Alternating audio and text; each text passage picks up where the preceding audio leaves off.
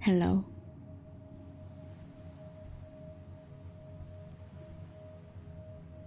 This is unexpected.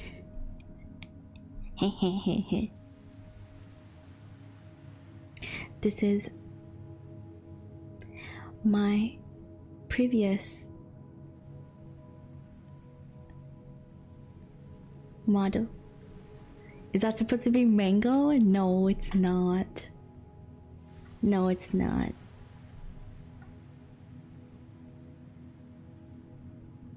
This is my previous model. I thought I'd use it today because I haven't used it in a long time.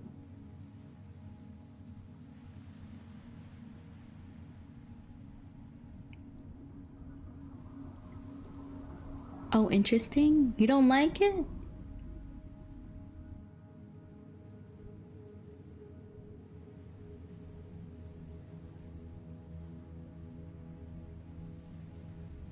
No, it's pretty and cute. Okay, good.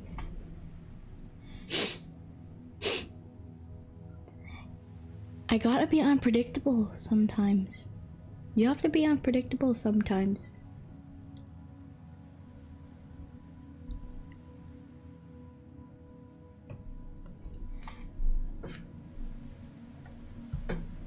Do you know what I mean?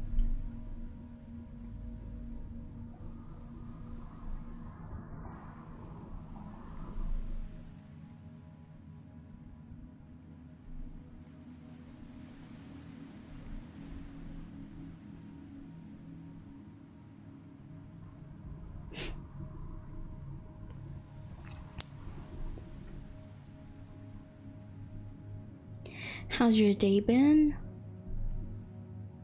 Yeah, it's been alright. It's been good. It's been a slow day.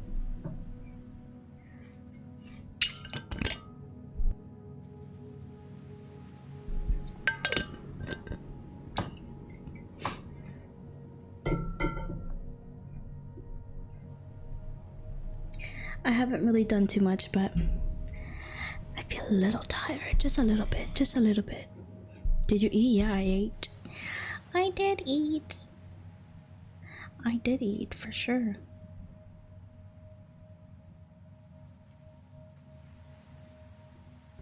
What did you have?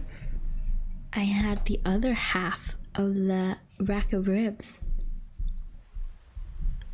and roasted carrots. Ooh, yes.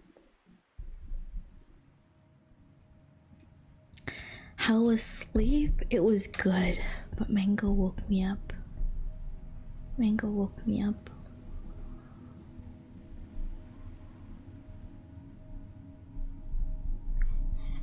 Hello? Yeah. Yes, he did.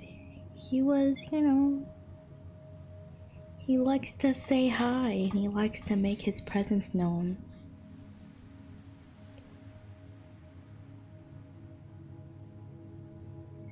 So what are we reacting to? I was thinking that we could react to some scary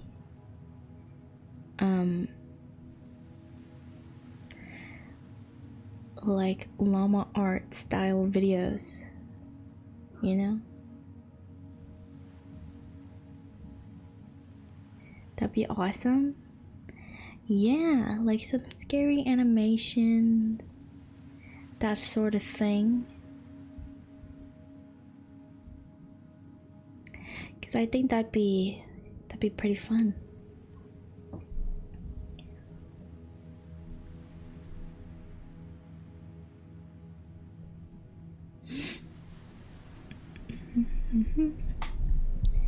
Gonna give it another minute for some people to roll in.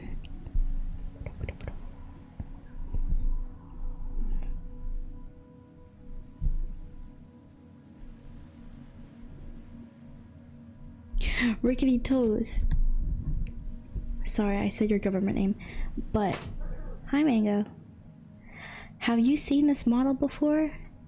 And all the things that I can do?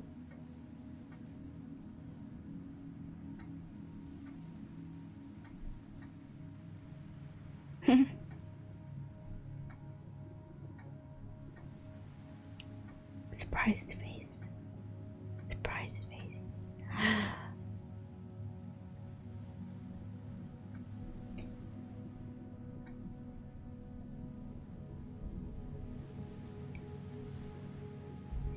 Did you have any videos already planned to react to? Well, I'm looking at a playlist now, and maybe I'll choose one that looks the most interesting. They're all like 5 minutes, so I feel like we can react to a few of them. A few of them.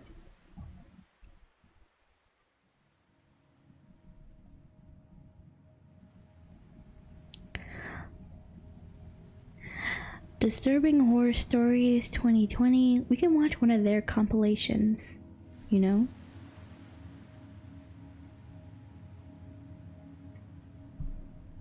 Yeah, let's do that. Let's do that. Without the sound, never scary, but with the sound, it's what makes it scary, for sure. Should I keep the hat? I feel like you can't see my face too well. Is this funny? I feel like this is way too big.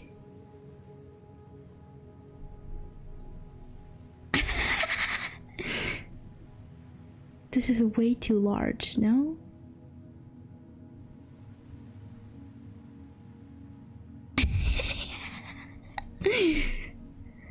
A bit? I'll shrink it then. Without the hat? With the hat? Okay, let's ditch the hat for now.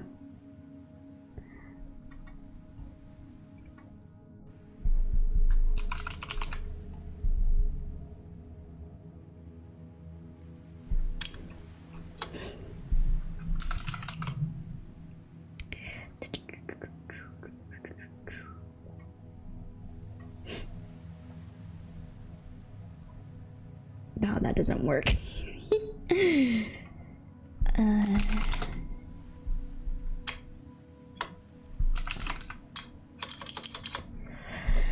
Let's see. What do I have? What do I have? What do I have?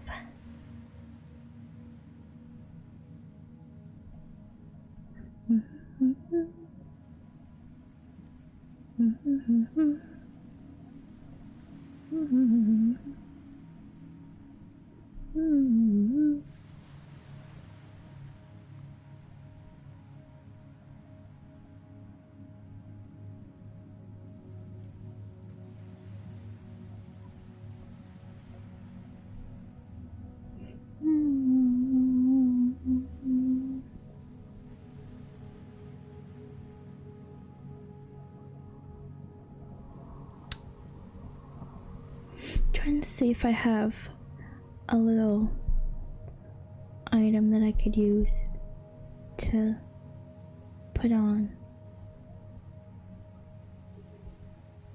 But I feel like this is fine. This is fine.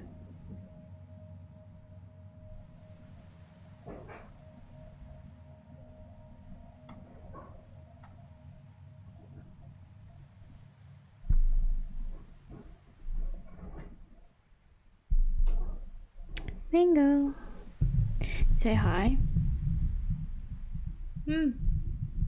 Say hi.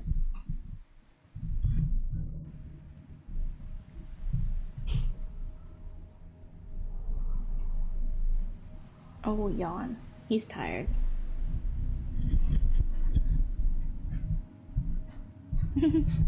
Okay. EP Mango. He's always EP. He's always sleepy. He's always sleepy. Oops.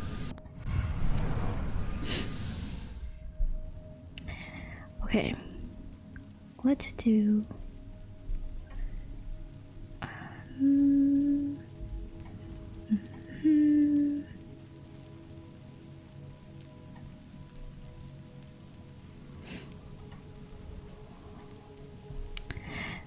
And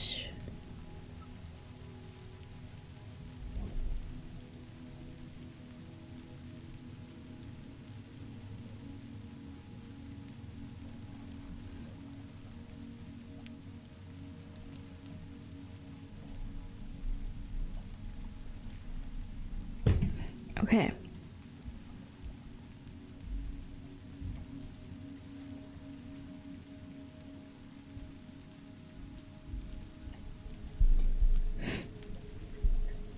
They don't look that scary. Well, it's the story. So they animate a story and you watch, kind of thing.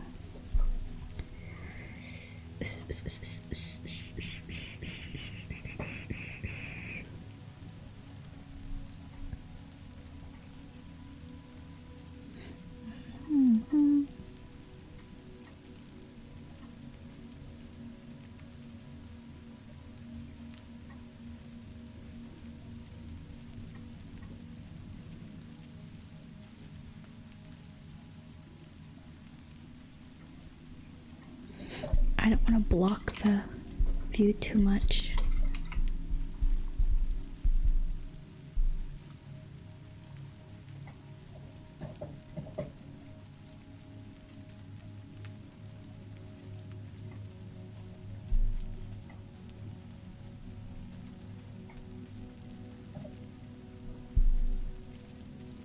Hi Doorbell, hi Doorbell, hello.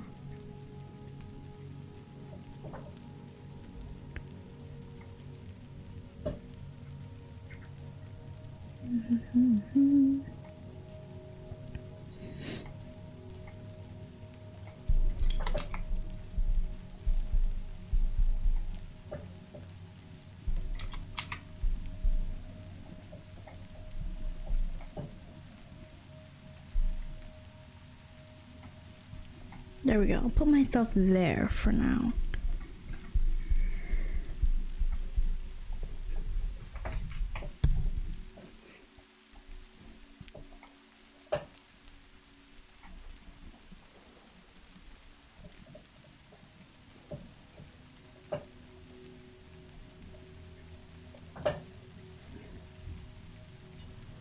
What a throwback. Yeah, I know. This model, right? I wanted to change things up, because why not? Because why not?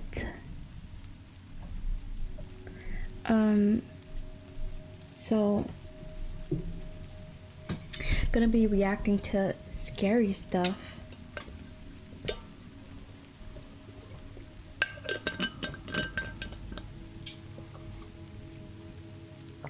Like it? Okay.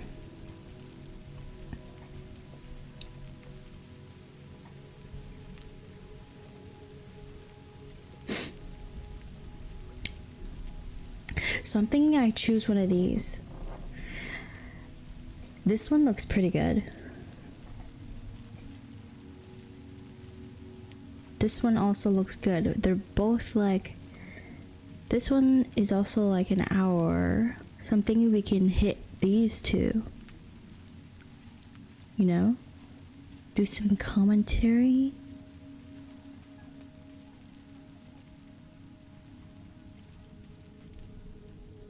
Man, is that Shaggy in the first video?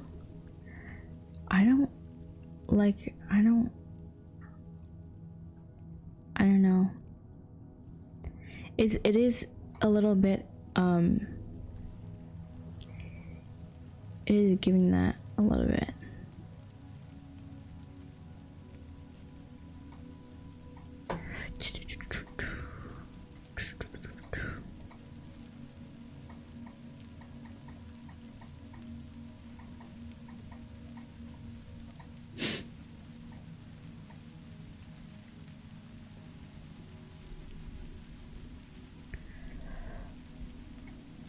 What are we thinking?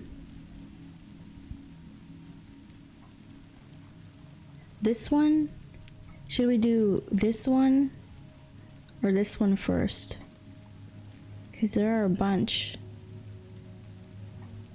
There are a big bunch. Matter of fact, I'll subscribe because they do a lot of good.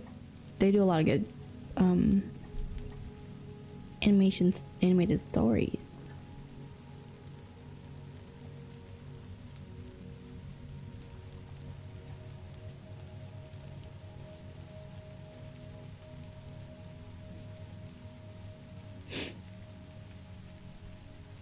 Let me turn off this and the rain sounds because it's supposed to be dark, spooky, scary, spooky and scary.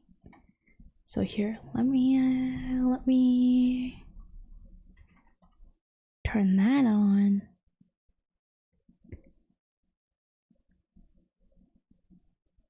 It's supposed to be a little scary. It's supposed to be a little scary. So I'm not like white and blinding. Which one is calling to you? Okay. Honestly, this one is.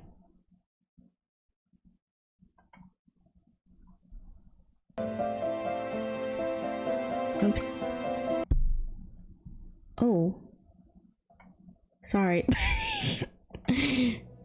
Okay.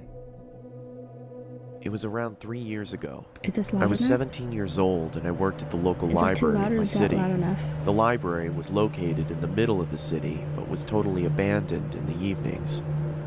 I only worked in the evenings, when all the older staff It's had already perfect? gone Okay. home. My colleague and I were the only one left there that night. As it was the day before Christmas and a blizzard was going on outside, not one single customer inhabited the building. My colleague Thomas was down at ground level, while I was sitting at my desk on the top level. Normally, I would take the time to study, but it was the holidays and I was completely bored to death. The library was recently renovated, so I could look outside through the big windows that they had put up. I mostly looked at the blizzard going on, thinking about my bike ride home. It's It was a little dark loud for me. December I'm just gonna evening and the turn snow this was down. piling up. I just really wanted to go home. It's really snowy out there, Tom. What do you say we close up Is he talking with a walkie-talkie? Interesting. early? No one's gonna show up anyway. Over. Your jokes are funny. Over. Just 10 minutes before we closed, I heard some people coming up the stairwells. It was some kind of family. One man and a woman with 2 girls. Victorian When dressed. they came through the door, I immediately saw that they weren't ordinary. The man had a pale, almost white face Very and wore red Victorian-esque. lipstick. The woman was also completely Is pale. that George Washington? They all wore clothing like they used to be in the 17 or 1800s. I just had my history exam, so I hate how they draw the recognized it eyes. immediately. The eyes are so While I walked uncanny, towards them, but I guess saw that's that the they were point. looking around as if they were lost. "Can I help you folks?" I asked them. They looked at me with big eyes, if I was talking Chinese. Oh. I almost thought about bailing, but as we just had a meeting about customer satisfaction, I asked again, a bit louder. "Can I help you folks?" They now all looked at I me don't like with a big this one. smile and large eyes. I was totally Why is it creeped smile- out and I why didn't is really know what to do this one- anymore. Ew, they're all "If smiling. I can help you, I'll be at my desk," I said, and I quickly walked away. When I was at my desk, I could still see the family just standing there, doing absolutely nothing. Tom? Have you seen this family that just came in?" Over. "No, no one's come through the entrance. You good?" Over. Now I was even more creeped out. When I looked up, I saw the man walking towards me. From the inside, I could almost cry, but I did my best not to show. Okay, let me say something. If there are any people with this kind of facial hair, like the few little pieces below the chin, I'm gonna be honest, I don't think that's the right Oh, it- move. No hate The though. man stood in front of me with his pale face and called out something in a language I couldn't understand. It sounded like English, but The it night in the sort of wasn't. museum where all the wax Couldn't figures make are out moving. anything. I looked Also, down at my hello. computer to make it look Hi, like I let's was go. searching, hoping he would just take off. When I finally looked up, nobody was there. Of course, no The one whole was there. floor was abandoned again. I did a quick sweep of the floor, but I found nobody. As if they just vanished. Just then, my colleague came up the stairs, and I told him what happened. He didn't believe me, and I thought I was trying to scare him. Luckily, there were security cameras in the library, so we could just watch what happened, right? After we closed the library, we went to the security office in the building and looked at the footage from earlier that Watch. On the footage, the family's not going to be there. evening. What I saw then was the creepiest thing ever. I was talking to nobody. Of The whole course he family wasn't on the screen. It was just me. Oh my, talking this to angle is myself. crazy.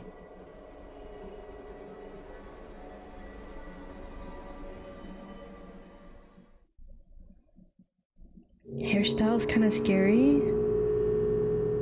Think he needs a therapist, maybe. Looking for a new roommate is always a daunting task. Even though you Shining interview and take the vibes. time to get to know that person, you don't truly find out who they are until you start living with them. I had begun searching for a roommate after I decided to leave my current Guys, residency. searching for a roommate is like a good few roommates is really hard. It's really hard. I honestly, before I moved out, I don't know. I just like saw a bunch of like news articles of people being murdered and like stalked and whatever in their own homes, like after moving in with a new roommate or like a new person.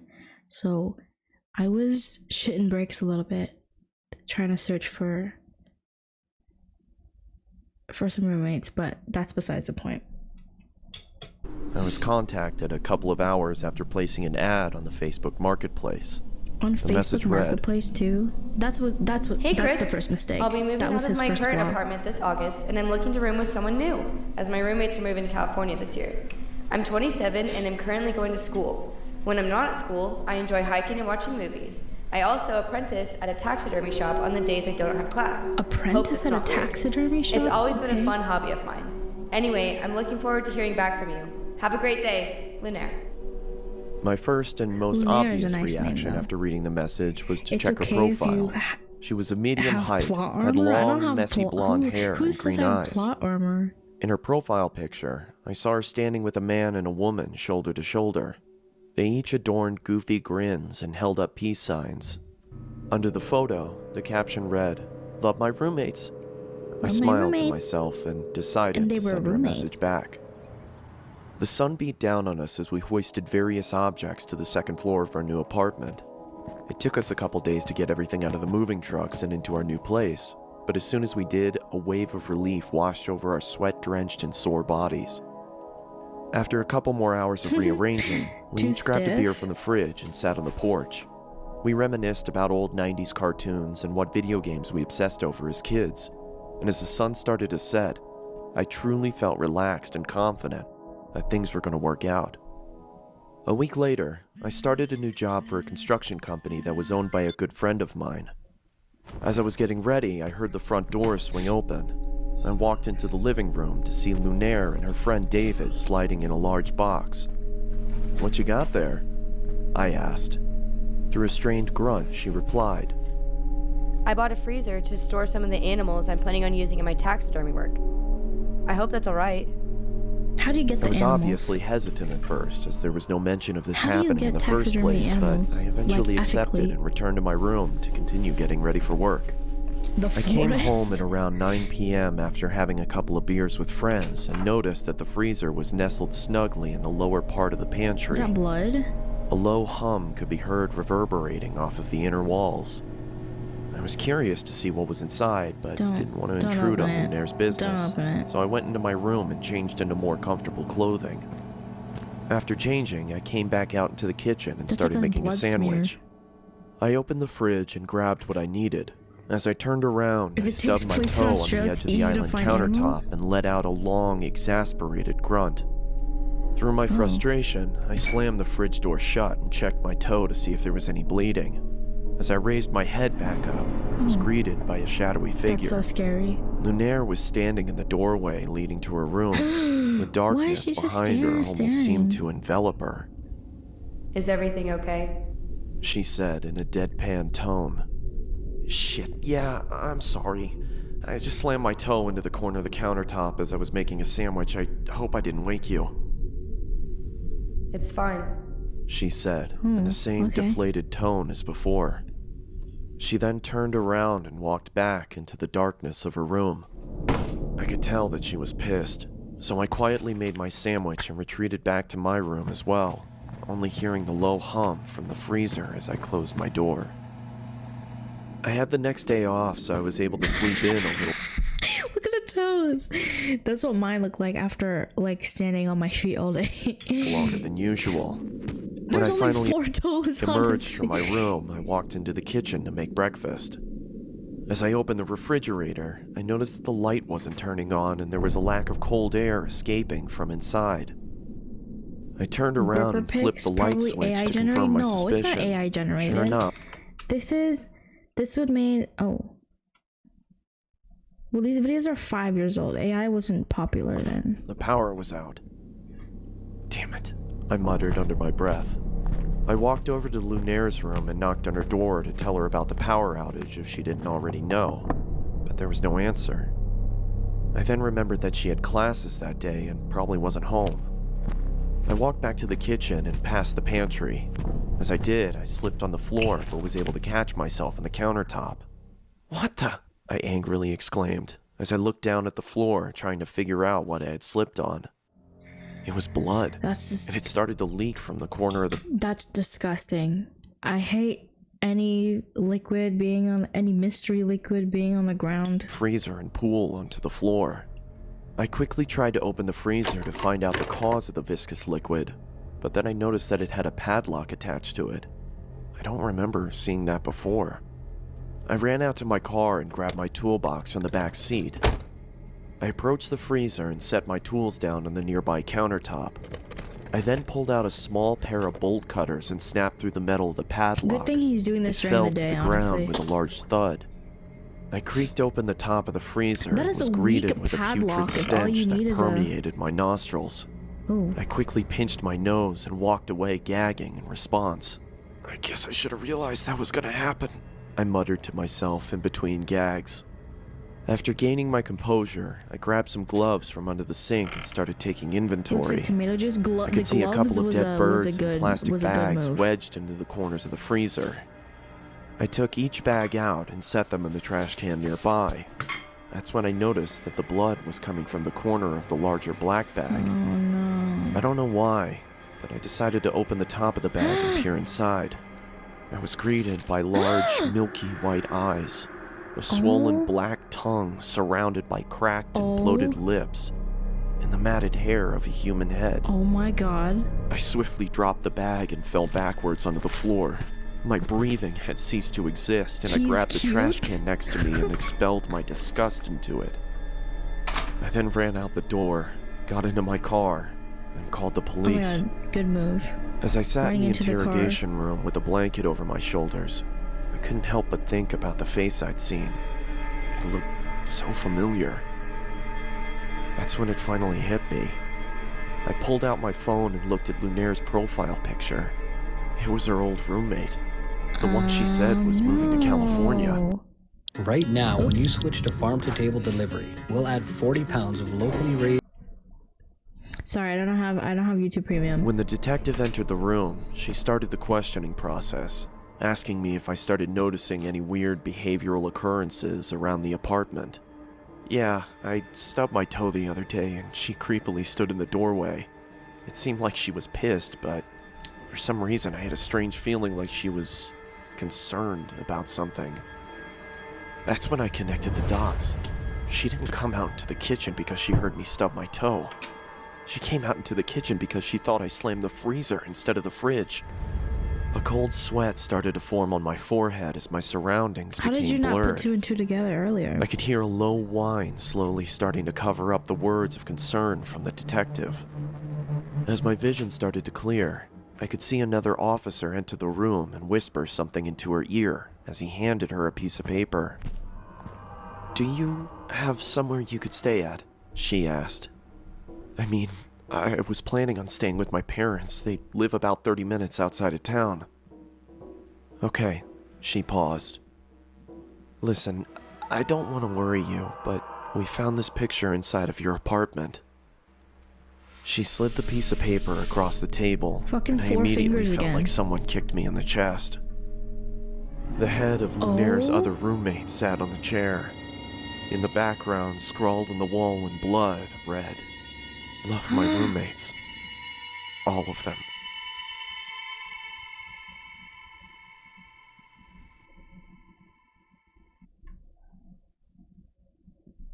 That was crazy. I think these are all like Moonlight peered through my volunteered window as I stories. jolted awake. My clamorous breaths disturbed the silence of my dark room. I had just come out of a frightful dream that had me thinking it was all too Why'd you real. leave the door open? With sweat on my brow, I sat up and grabbed my water from the nightstand and took a sip from the now warmed glass. My hands shook as I recounted my nightmare of the horn-headed man. In my dream, I was walking through my neighborhood, the street lights flickering as I made my way down the uninhabited sidewalk. Nothing threatening, just a walk through the midnight hours. A block down, I That could see a was figure in the cinema? distance, walking slowly towards me. His steps seemed mismatched and labored. He passed a few houses Oh, looking it's the straight fucking ahead, toes again, I'm neither telling you. looking left nor right. His head was fixed on the sidewalk in front of him. As I was getting closer to my home, I could see him slowly starting to embark on my territory. I quickly rushed to my front door and hurried inside. Oh my god. Lock the door. Through my window, I could see him walk past my property. I was thinking to myself, "Oh God, please have him keep going, please." He's gonna stop. He was and just about to stare, walk all the I way swear. past my front yard when he stopped. When he stopped. His of body course. almost shifted abnormally as he turned to face my home. He just stood there, looking, not moving, just standing there. The man bore the horned head of a skeletal goat. His body was pale and looked fragile, and his fingers were thin and bony.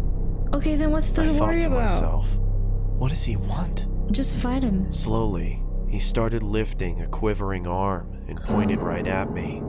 I hate that. I started to backpedal into the darkness of my house, when all of a sudden he let out an inhuman screech. That's when I woke up. Too frightened to go back to bed, I turned on the television and saw that the local news for early risers was on. My stomach dropped and my body suddenly turned cold as I listened to the current news report. The news anchor on the television said, "Breaking news. A woman who lived on Columbia Avenue has been murdered. Local officials say that they received an anonymous phone call from the victim's home. We arrived at the house at around 12:20. We saw the victim inside and a card which rested next to her." The sheriff held up the card. On the back of it, I could see the image of the horn-headed man. The officer started to read. "One down. Slowly I go."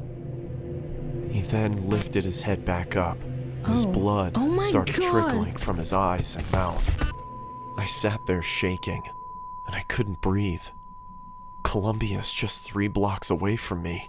Lock the doors. I jumped out of my bed and ran to my window. Something within me made me want to look outside. Oh my god. That's when I saw Oh him. my god. He just stood there, looking, not moving, just looking. The horn-headed You gotta man, back away. his body pale and fragile, and his fingers thin and bony. Is that it? That's it? Looks like a Dark Souls boss. The woman. It was a late, moonless, snowy night. I heard the chilling cry of a bobcat as I arrived home from my parents' house, Spectral, where thank we you had so just much for had that Thanksgiving dinner in northern resub. Michigan. Exhausted, I At had tier finally made it 1. to my bed when my Hello, pregnant hello. girlfriend Thanks for asked for joining nacho in. cheese munchies. Reluctantly, I Okay, laced wait, up let my me go back. bed. I Exhaust missed them. House, where we had just had Thanksgiving dinner in northern Michigan. Exhausted, I had finally made it to my bed when my pregnant girlfriend asked for nacho cheese munchies. Reluctantly, I laced up my boots and went to my car. Due to the cold, it took me a while to start the car, which only made me more irritated. But eventually I got it started, and I arrived at the convenience store to retrieve my girlfriend's mandated snacks. As I left the store, walking back towards my car, I saw a shadow of movement out of the corner of my eye. This is when you Uber Eats. What looked like a person stood near the This is when you dumpster, skip the dishes, just out of the light. DoorDash. There are so I many stepped options. towards the figure, and she looked at me with a giant, sinister smile. Oh my Her god. face was so weathered, it looked like she had cracks all over her face. She was crouched down and appeared to be chewing on something. Okay. I looked to see what she was chewing on. To my surprise, it was a severed arm. Stop. It looked old, as if it had been rotting for weeks. I saw her glance at something in her pocket. I could see the outline of what looked like a pocket knife. Okay. As soon as If you had this much time to look at what she was eating, look at what she has in her pocket, you have enough time to run away. I looked back up, she Kinda quickly charged attractive, me. not gonna lie. I pushed her away and then ran back to the convenience store. I burst through the door and frantically yelled towards the cashier to call the police as I turned to lock it. He asked me, "What's going on?" I scowled at him and said, "Please, just call the cops." I looked back outside and saw the woman had moved across the street and was still scrutinizing me as she maintained her Oh. benevolent grin. My god. "Look, there's a girl out there who's trying to kill me." Looking over me, he replied, "I don't see anyone out there, sir." Those words shook me, even to this day. When the police reached the gas station, they began looking around for the woman while one of the officers asked me what had happened, and I told him the details of the encounter. One of the officers came back and said he couldn't He's find probably anything. into it. Why I would you then say took that? them back to You just where I first projecting or noticed what? her. We spent a few minutes intently searching, but there was no proof she was ever even there. Wow. The officer cocked his head and looked at me as if I was deranged and asked me in a judgmental tone, "Are you feeling okay?" I was about to defend myself, and then I started to think. I am tired, and I have had a couple of drinks, so I just told him, He drank and "Yes, drive? sir. Sorry for bothering you. I hope you have a nice night."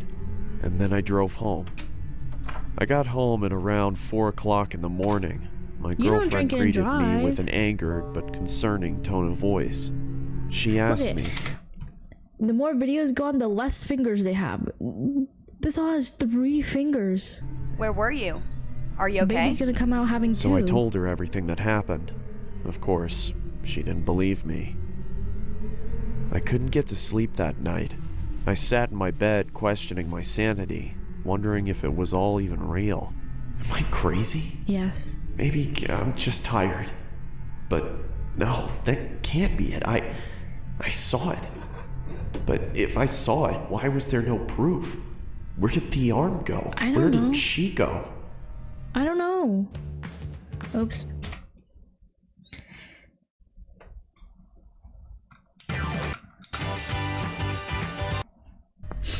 Before I knew it, it was 7 in the morning, and I had to go to work. 7 I threw on in my the jacket morning. as I was about to head to the construction site, and I put my hand in my pocket and noticed that there was a hole in it. It wasn't there the other day. I thought, what if she caught my jacket as I ran? Which further proves my suspicion that she was real. I couldn't believe it. My mind completely went wild until my girlfriend kissed me goodbye. I told my friends at work what had And then I woke up and realized I don't have a girlfriend. happened, and they didn't believe me either. They made jokes about it the entire day, but I had my bowling tournament that day, so that gave me bowling something tournament? to look forward to. I got home and hung This my person has vest the and most jacket random up life. and rapidly put on my bowling shoes and got my bowling ball. My girlfriend looked at me with a pleasant smile and said, When will you be back? "Probably around 11. Don't be long. I won't, don't worry." That wasn't funny. I don't know why she laughed. At around 10:30, the tournament had finally finished, and we had won. I was so thrilled I had forgotten about the woman. As we Striker were leaving, boys. I noticed something at the other end of the parking lot. Oh. It was that psychotic woman. We stared at each other for what felt like an eternity.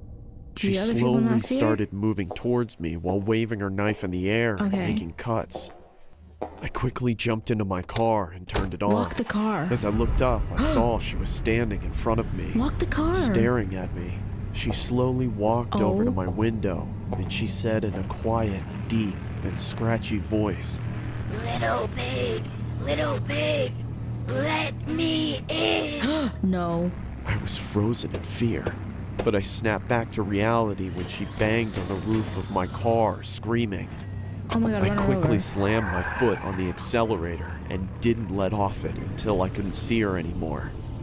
When I arrived home, I told my girlfriend what had happened. Like last time, she didn't believe me. Oh my god. I really thought I was insane, but I tried to forget about it and get some sleep. Later that night, I woke up and saw her No. in my room. No. No. All she said was, "Let me in," over and over as she got closer. No. She then started shouting, Let me in, let me in, let me in! Let me in! Come on, Paul. Stop being difficult. I was wondering Oh how in the world my girlfriend my. hadn't heard this going on. The woman was right next to me Sleep and held paralysis up a demon knife to final me. boss. That's when I fainted. That's when I woke startled in my room, dripping with sweat. Then I remembered I don't have a girlfriend, What? nor a house, What? or a family.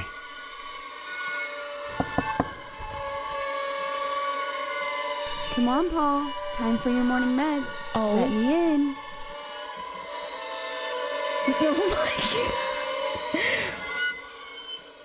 Oh my god. That's actually insane. I fucking called it.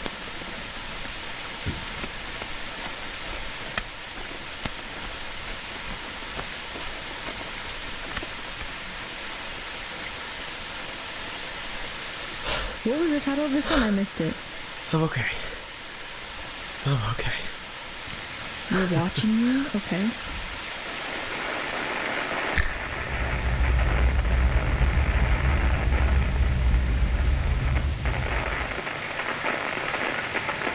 So misty.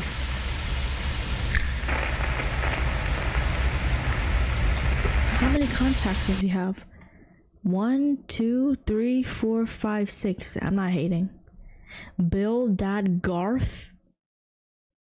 I'd be mad as hell if my name was Garth.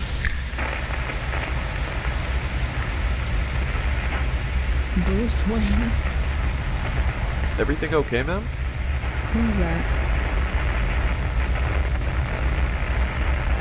No. Everything is not okay.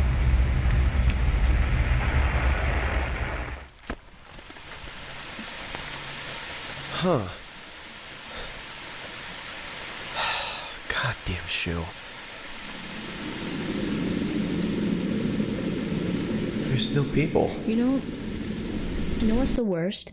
I have these shoes with like rectangular laces. They never fucking stay tied up. I triple knot them sometimes and they don't stay. It's They a don't stay. quiet It's so annoying. neighborhood. Maybe I'm just exaggerating.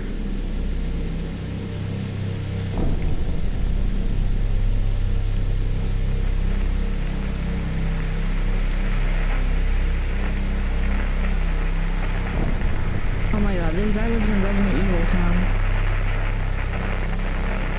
Is there something I can help you with, sir? Come on, man. You're seriously freaking me out. Oh my god.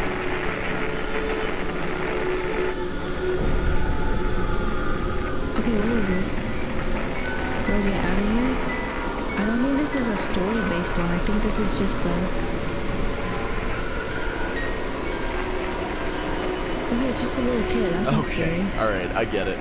No one calls me on my birthday, so this is, I guess, Minecraft what you decided to invented do it? instead? Listen, guys, I've played enough Silent Hill, okay? This is I nothing. played enough Silent Hill. We're watching you. What the hell? You like to be seen. You like to be seen? Whoa, whoa, whoa, whoa.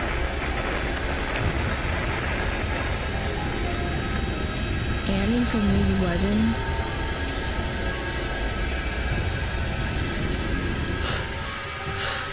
There's no one here. What's happening? Don't close your eyes. Don't close your eyes. Don't close your eyes. Don't close your eyes. Oh. So I'm guessing these are people from other videos. This is the roommate girl. This is Megamind.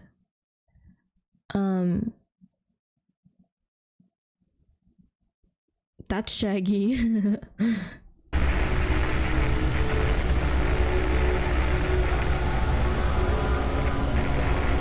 Like to be seen. Like What the fuck are you people talking about? Please be a dream. Please be a dream. Please be a tree? What? Oh my god, he's actually going crazy. The voices! The voices! How the hell did I get here? Where are those people?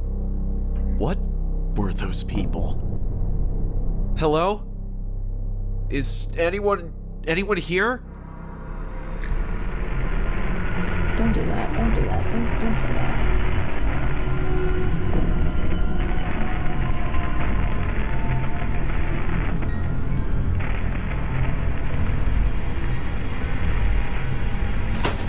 Oh, okay, Megamind.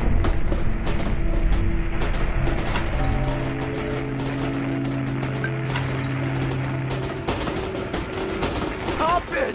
Stop it. Stop it. Oh my god, one gun.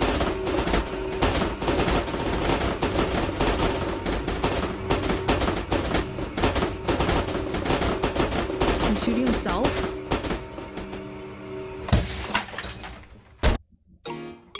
Oh my god, fucking ad. The voices!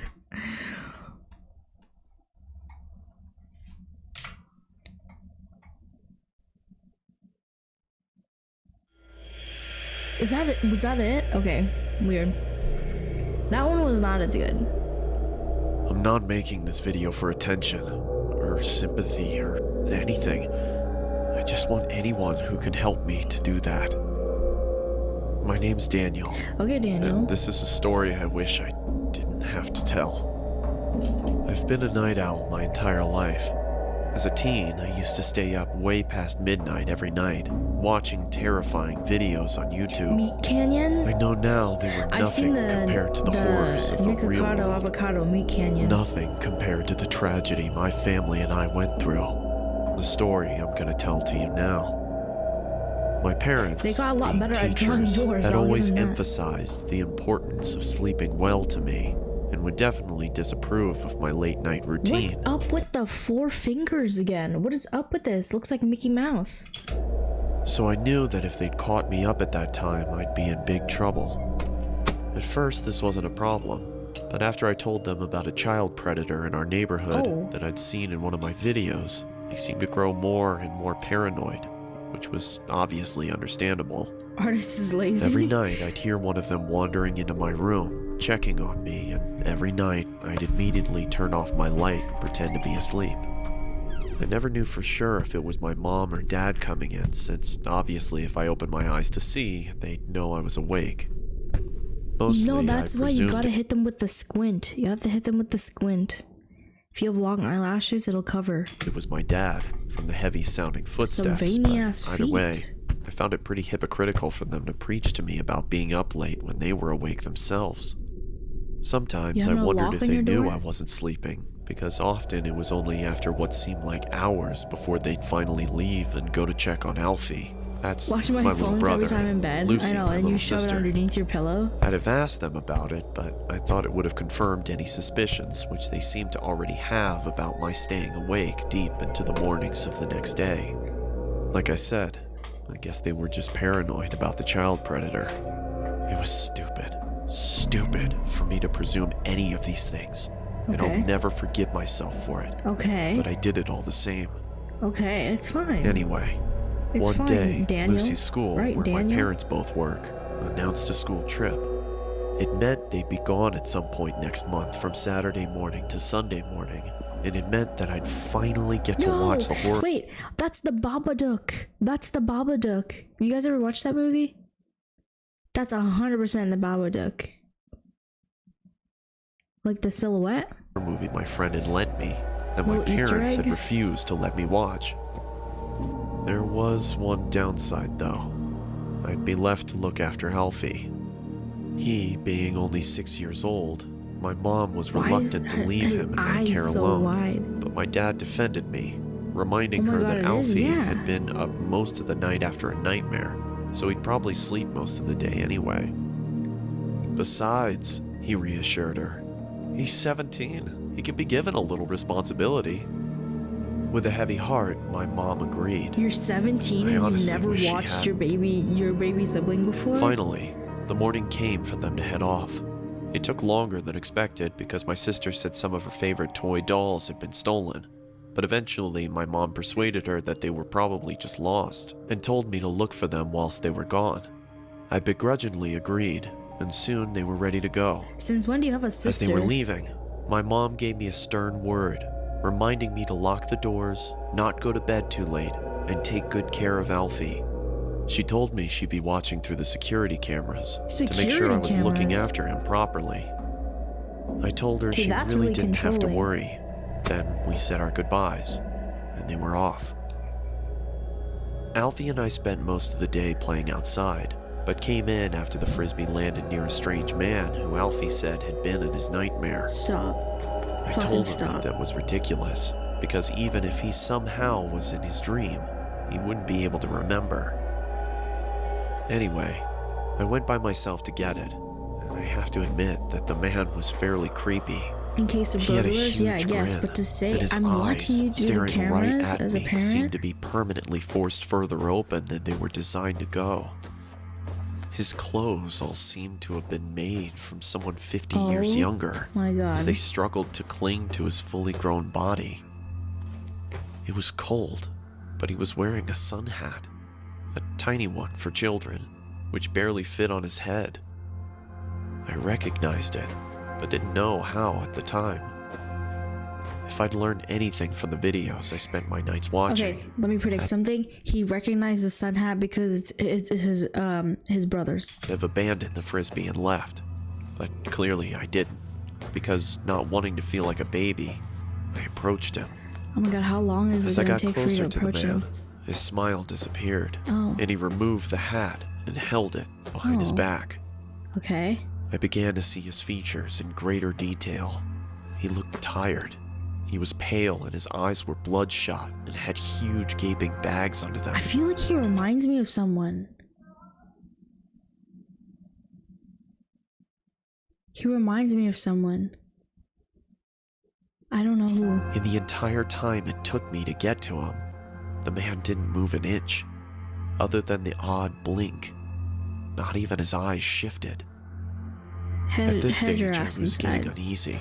I just wanted to get it and leave. Hi, Stop. can I have my frisbee back, please? Thanks. The thought of that conversation, if you can even call it a conversation, still makes me shiver. I locked the front door as soon as we got home. Not We the were back both door? a bit shaken, and Alfie looked tired, so I gave him some more food and put him to bed. It took him about 2 hours to fall asleep.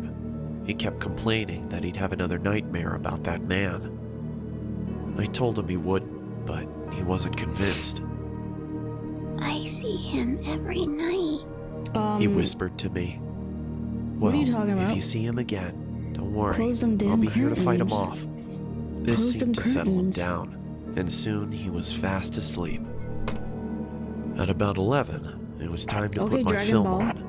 I couldn't have my mom knowing that I was The watching Babadook. it, so I did something naive and ignorant, and something I'll always regret. I turned off the security cameras. Why? I watched it for 2 hours straight, my eyes never straying from the screen. Until I replayed the last few seconds of the film. But the sound didn't happen again.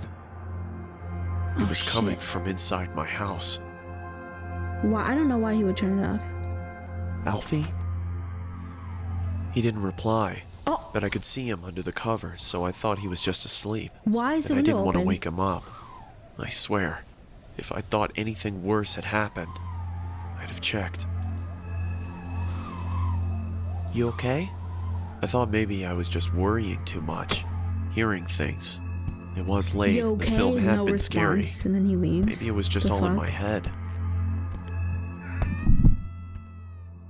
Oh. I knew from the sound of his voice it was him. Alfie! Alfie? Usually this much noise would have woken him up. That's a damn pillow. Alfie, what's going on? There's a pillow under there. There's no... I knew something was wrong. Oh. It was him. The doll. I couldn't believe it. It had to be some kind of sick prank. It had to be. But it wasn't. It was the man I'd spoken to earlier. What? He'd taken my brother. Alfie! I was certain they'd be gone before I could reach them. But he didn't set off straight away. He watched as I tried helplessly to do something. Break the window! I screamed and I shouted and I banged on the windows and I tried to open the doors. But nothing worked. Oh? It was all in vain. There was nothing I could do for my brother, my best friend, Oh? as he was stolen away from me. Oh? It was too late for the police to do anything. It was too late for anybody to do anything. He was gone, and in time, I'd have to come to accept that.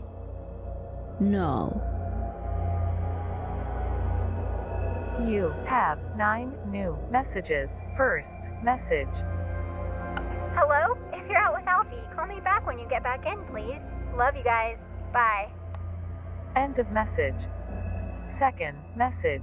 Daniel, we've been trying to get a hold of you for hours. Is everything alright? Did you turn the security cameras off? They'll be fine. The security system probably just glitched out.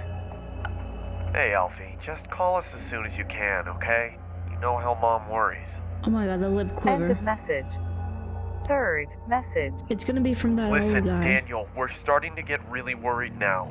If you don't pick up, one of us is gonna have to come home to check if everything's okay. Please pick up. End of message. Fourth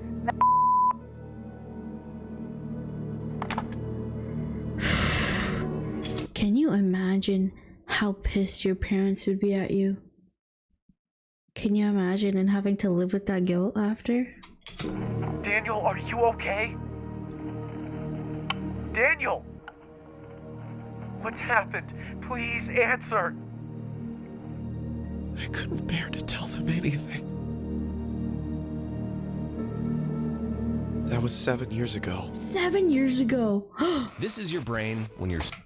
Oh my, that's actually crazy. We never found him. Please give my brother back. When I asked my parents if they'd seen anything at all of this man whilst they checked on us during the night, they only looked at me, concerned and confused. What do you mean? They asked. Why do they look I so could only disheveled? stare at them in horror. Every night, around 2, you'd come and check on Alfie, Lucy, and me to see if we were sleeping. That was not them. Daniel? They told me. No, we we didn't. didn't. The police wanted security camera footage of the man, So, but of course there wasn't. So you're telling me every night he came in and watched, and the parents didn't see that on the security camera? What's the point of having security cameras? Any. It automatically deletes any footage older than 24 hours. Automatically Which deletes? meant I'd been mindless enough to stop it recording on the only night we could have seen him. You know, the strange thing is, I don't even know if I want Alfie to be alive. Because if he is, God knows what that monster has done to him. Sorry if I've gone on too long, but the guilt's been killing me.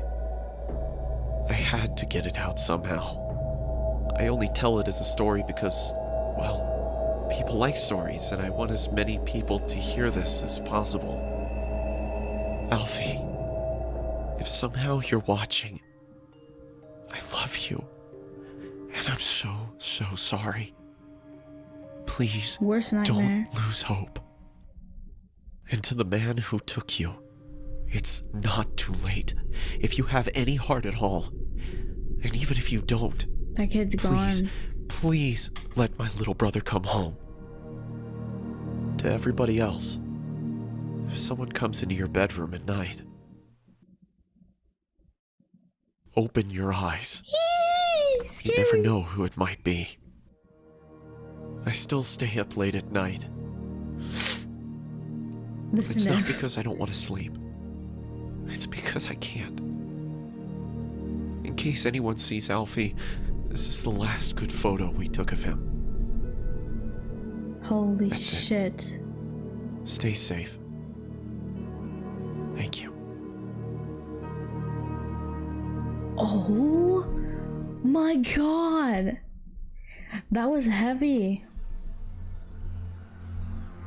My friend and I would go to this forest we found a few months ago. It was a 20-minute bike ride plus a mile walk to get where we used to camp. We made a teepee as our base and even sharpened a few sticks in case we had to fight anything. I know it's dumb, but we thought it was super cool at the time, being 14 years old. I'm a big fan of horror movies. I'd make my friend watch some with me all the time, and he hated it. He would always get paranoid that someone or something was going to get us when we were there. Who actually That's how we came up with the sharpens idea a to make a spear teepee like that? Do and people wooden actually do spears that for so we real? wouldn't be attacked. Like with a knife and everything? We were finishing the school year online and had to study for finals, so we hadn't been back to the forest in weeks. After the finals were all said and done, we decided to take a trip up there to relax and check to Alfie? see if our TP was still there. No. Our parents agreed to let us stay there on the basis that we'd keep in touch throughout the night. It's a new story. We didn't tell our parents this, but we would always take a big But it buck does kind of knife look and a like hatchet it does with kind of look us. like Alfie. We really thought we were manly. Anyway, with the glasses. When we were gathering our stuff for the night in the forest, we noticed that the buck knife was missing. Look at the We resemblance. thought nothing of it and assumed we'd just left it at the forest the last time we were there. On the bike ride there, my friend was on edge. We just watched a scary movie and he was being a wimp as usual. Oh my god, watching a scary At around movie, 8 p.m., the next we thing you do arrived is at the go rough into a part of the forest, That's amazing. where we had to continue the rest of the journey on foot. As we were walking, we smelled a terrible stench in the air. I couldn't locate or tell what it was. This, of course, made my friend... What the hell is his hairline? What is that? Looks like Sonic. Locate or tell what it was. This, of course, made my friend think that there was a dead body and said we needed to leave right away. I told him that he was being a wimp and overreacting. The crunching of the fall leaves began to sound like squelching. As we peered down, we saw a trail of red leading up to where our teepee was. Okay, that's when This really that's freaked when you my leave. friend out. I told him I'd spotted a can of Enjoy spray the stories paint in of the the trash a living. mile Okay, back fine. and that someone was probably Have a playing a look. prank, just to calm him down. The closer we got to our base, the stronger the smell became. Some pranks are When funny. we This finally is not a got funny there, prank. we saw our teepee and felt a huge wave of relief come over us, even though the smell was as pungent as ever. We peeked inside the teepee through the little door flap we had made, and what we saw was haunting. Human. There was evidence of someone living there. The clothes looked like men's, and they were huge. We continued to investigate the site. No, don't Behind do the it teepee investigating. was 2 rotting deer carcasses with a wooden spear in one and a buck knife in the eye of the other. At this point, my friend was already running back to our bikes, but I stupidly Okay, go stayed with for a him. little longer to scope out the area, when I was greeted by a deep, monstrous voice. Would you like to live with me forever? No. As I slowly turned around, I was confronted by a creepy old man. I couldn't even begin to describe his face. Oh my It was unlike anything I'd ever God. seen in my life. I bolted back to my friend. Luckily, he's a slow runner, so it was easy to catch up to him. We then biked back as fast as we could, not looking back. POV. That's Mango right there. Looks harmless, yeah.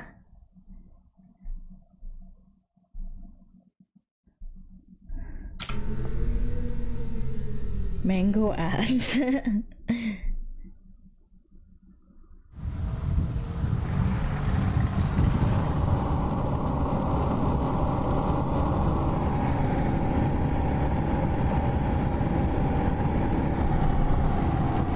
How long before we get there? We've been in it for 11 days. What? You know what I mean. The prison center? How long now? We'll get there when we do. 11 days.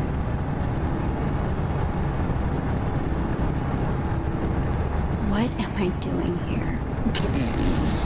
Look at the way she looks like What am E.T. I hands. doing here? What am I doing here? You shot someone. No, I know I've been told that. But why? Like I stated before, you've had your memory wiped for a reason. They don't want you to act on whatever motivated you to do that here. If I told you, I'd be next to get a sentence. How is that fair? I'm nobody anymore. Roland does not exist. I'm not her. Even if I was before, Okay, I'm skipping this one. I'm not now. interested in this and one. I wouldn't shoot someone. I'm not a killer. And You have the capacity to be. We've seen that. everybody does. If I really did do what you said I did, I must have been in a position. I'm loving these good. A Manchester horror story. This is a story about how I became a 30-year-old male who is secretly afraid to be outside after dark in cities. I live in Manchester, in the UK, and it's widely regarded as a relatively safe and multicultural city. Manchester. With transport, friendly locals, and plenty to do. I don't live there anymore, but I'm proud to be from there, and I will always have one hometown. This took place in 2016. And at the time, I was working for a company that hired me to work on contracts. So 4, 6, sometimes even 8 months abroad, and then 2 or 3 months at home. So when I was home, I made sure to see family and friends as much as possible, whether it be meeting and playing video games, a drink at the bar, playing sports, or traveling together. The incident took place when I was on my way home after a night out drinking, The incident. and I write this 4 years on since it happened. I still have PTSD from the incident, Whoa. and think of this as my way of telling you all to be careful out there, as well as this being an opportunity for me to talk about it. Okay, hold on. I gotta go to the bathroom. I'll be back.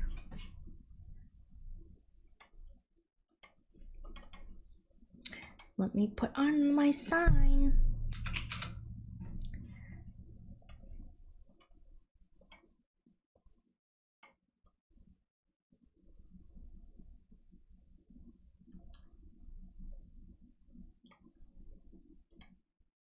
Okay. I'll be right back.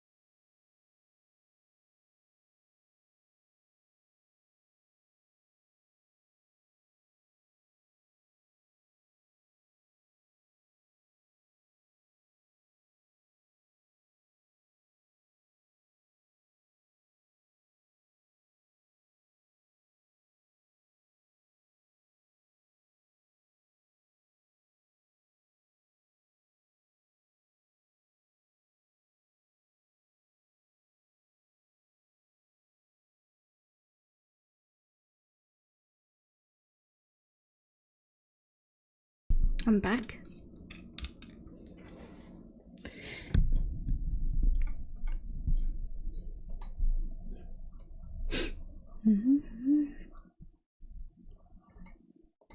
You know what's the funny part about having roommates? When the toilet seat is always warm.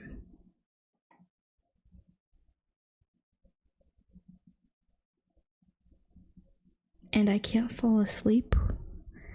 Well, we are watching scary videos, so it's gonna be hard to fall asleep. Those who know Manchester know about its quite frankly amazing tram system. It's affordable and easy to understand. There is a tram station right near to my apartment, just outside the city center. I had been back in the country for 7 days and arranged to meet my friends in the city for a reunion of sorts, drinking, dancing, and catching up. You know how that goes. It's important to note at this point that at the time there was a homeless gentleman that adopted the tram stop near my apartment as his own. He would always sit at the top of the stairs leading down to the platform, and whenever I used the tram, I would always see him without fail. It had even gotten to the point where we exchanged a friendly nod to each other every time. That's sweet. But this time, on the way to the city to meet my friends, everything changed. On any normal occasion, he would be sitting under the shelter at the top of the stairs, either asking passersby for money or just saying hello. But as I approached the top of the stairs, around 20 to 30 meters away, I saw him, and he stood up straight, almost too straight, with his chest out, just glaring right at me in the most menacing way. Chat. I am, thanks. His brow was furrowed, his jaw was clenched, and he was breathing heavily. I could see his chest rising up and down with speed from now 20 meters away. Maybe drugs was involved or something had angered him. Maybe he's having a panic attack. The savings continue.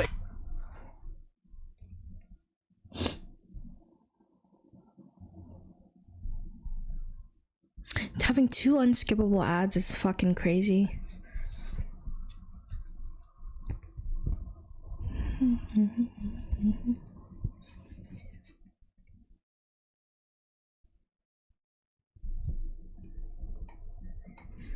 Why me? I thought. Now, I'm not the biggest guy in the world. I'm 6 foot and athletic, but I don't believe violence is the answer in any case.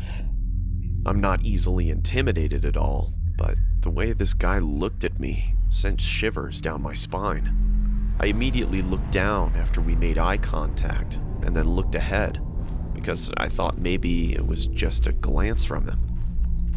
Then, I looked back at him again.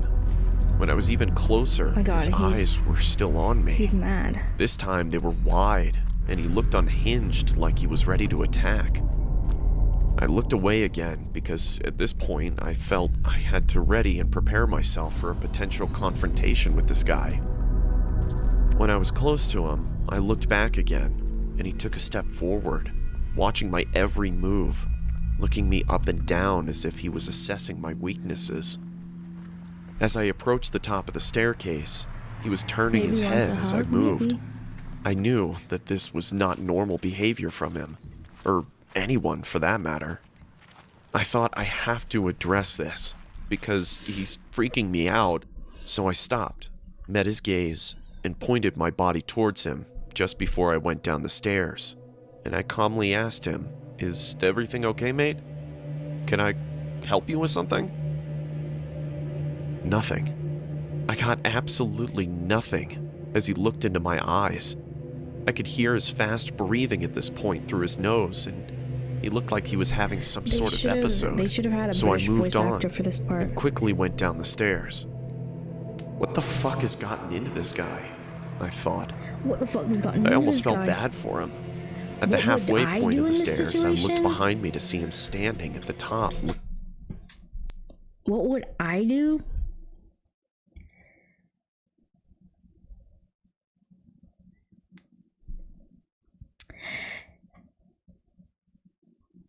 Well,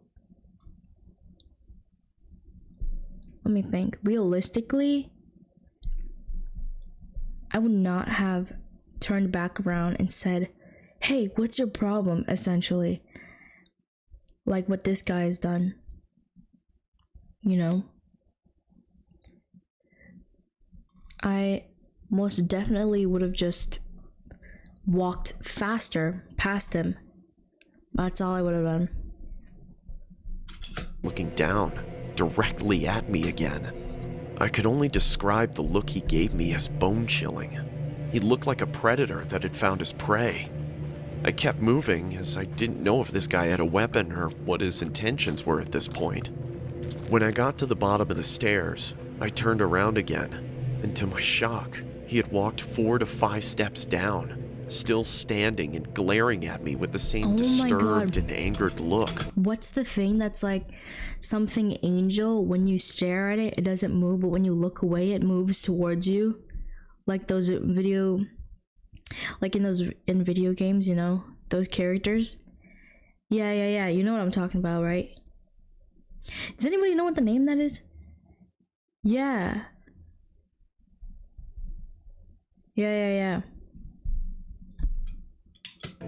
He was clearly stalking me now.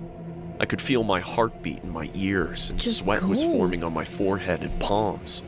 Luckily for me, the platform was very busy, and the tram I needed to catch was approaching. So I quickly immersed myself amongst the crowd of people getting onto the tram and found a seat. Wouldn't you know it, when I sat down and the tram started moving, I looked back towards the bottom of the staircase, and there he was, just glaring at me with this horrific, sinister grin on his face. I did not feel safe. I felt targeted. His head moved and followed the tram, looking me in the eyes as we moved away. The entire journey to the city I felt on edge, anxious, and all I could do was think about that guy. When I eventually got there, my friends automatically picked up on the fact that I seemed a little off, so I told them about the situation I was just in, which they just dismissed, saying that I was probably just being paranoid and that I'll be gone by the time I get back home. I agreed with them because I realized that he is usually only there during the daytime, so I enjoyed the night. We all drank, laughed, and even met some cute girls. For real. Before I knew it, I was hammered, to the point where I had to look at my phone with one eye closed. Oh, that's so My bad. balance was off, and I felt like I could throw up at any second. It was around midnight and time to go home, so I said goodbye to my friends and arranged to meet the next weekend due to the success of this one. The last tram was approaching, and I had to run drunk as a skunk to make it in time. I got onto the tram, and when I got a seat and caught my breath, I remembered what happened at the tram station on the way back to the city. I felt sober suddenly, and I was honestly on the verge of an anxiety attack, until I remembered that I never usually see the guy late at night, which was comforting for the remainder of my journey. You'll see him today. The tram arrived at my stop, and I got off. I just stood there for a second, surveying my surroundings. The platform was empty. In this situation, it's okay to take public trans if you're not alone. Exactly. Would you not be like, hey, like, I'm not super comfortable going back to that, like, one of you guys want to come with me, sleep over at my place, or can I sleep over at yours, you know? That kind of situation. Eyes were clear, although dark. The air was warm, and the only sounds were the nearby traffic and the tram leaving the platform. I remember it like it was yesterday. I looked towards the bottom of the staircase and the platform leading to the street, and I took a deep breath. I approached the stairs and looked towards the top. Oh, he's definitely Much there. to my relief, he wasn't there. Oh, okay. Stage 1 over. Stage 2 was easy. He's Get to my behind building, which was about 150 meters away from the stairs. As I slowly walked up the stairs, trying to make as little noise as possible, my heart was in my throat. All I could think about was what I would do if he was there. But I was drunk and I didn't think fast enough. I arrived at the top and looked to my left, and what do you know? He's there. Great. And as soon as I look at him, his head snaps, and he's looking me in the eyes with the same terrifying look, almost foaming at the mouth like he's won a prize. At the mouth is crazy. He stands up slowly and turns to face his body towards me. Santa? At this point, I realized how tall he was. Okay, don't just like look. You can run away. About like, 6'2". It's Huge okay to run gray, away dirty sometimes. beard. almost skinny with a lean body type. I was almost pissing myself. So to break the tension, I just nodded at him and told him, "Good night, mate," and I walked on quickly towards my apartment. I suddenly heard a deep, hoarse voice say, "You got any spare change?" Loud and obnoxious. Which I turned and replied quickly whilst I was walking backwards. "No, mate, sorry. Have a good night, though," and walked on again. I was free, He's gonna be mad and at my you for anxiety having- was getting your disappearing. money. All I was thinking about was getting to my building as fast as possible. Then, I heard what felt like the loudest, most aggressive voice ever. So you think you know Oh Wix? my gosh. How many ads is in this?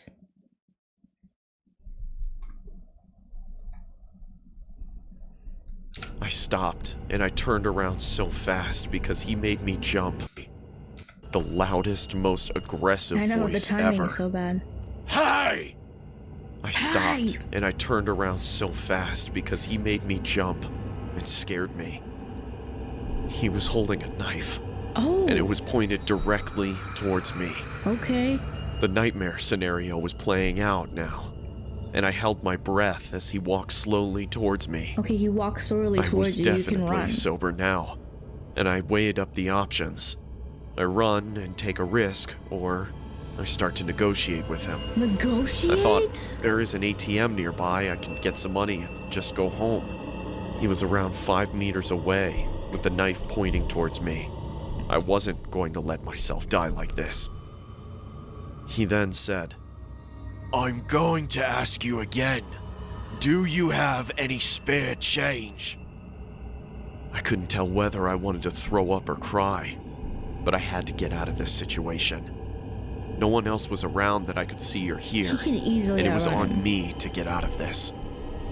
I said to him, "Look, there is an ATM." I couldn't even finish my sentence, because he had thrown the knife at my face. It hit me just above my eye, cutting me on my eyebrow, Oh taking my a chunk of skin God. clean off, and there was blood in my eye, partially blinding me, and there was blood all Pick up over the my knife. face Pick up almost the knife. If you immediately. don't pick up the fucking knife. I was blinded and breathless. I fell to one knee in shock, and I barely saw the knife in front of me on the ground through my drunken, shocked, Pick and up partially the blinded state. knife. Oh, So I pick reached up the for knife it and as run. fast as I could. But it was too late. He had already picked it up and tackled me to the ground. Oh my god. I yelled a guttural and deep shout for help down the street. This is not what you do. If there's a person in front of you with a weapon who is slow and it's not a gun, they ask you for something and you say, "You know what? I'm gonna try to reason with this person." That's crazy. Yeah, there's got to be at least someone. Well, it's like the last train of the night, or tram, or whatever. So maybe I'm gonna reason with this man. That's not what you do. You run away in a zigzag, and yell, "Help! Help me!" As he tackled me, holding the knife. Holy shit! A sound I didn't know I was capable of making. But the adrenaline was coursing through my veins now. He had the knife in his right hand and plunged Yo. it down towards my face. Yo. And the only thing I could do was put my hand Yo. away. I screamed in pain as the guy was on top of me. He had put the knife clean through my... You know that one scene in Naruto? You know that one scene where I think Naruto is fighting, what's his name?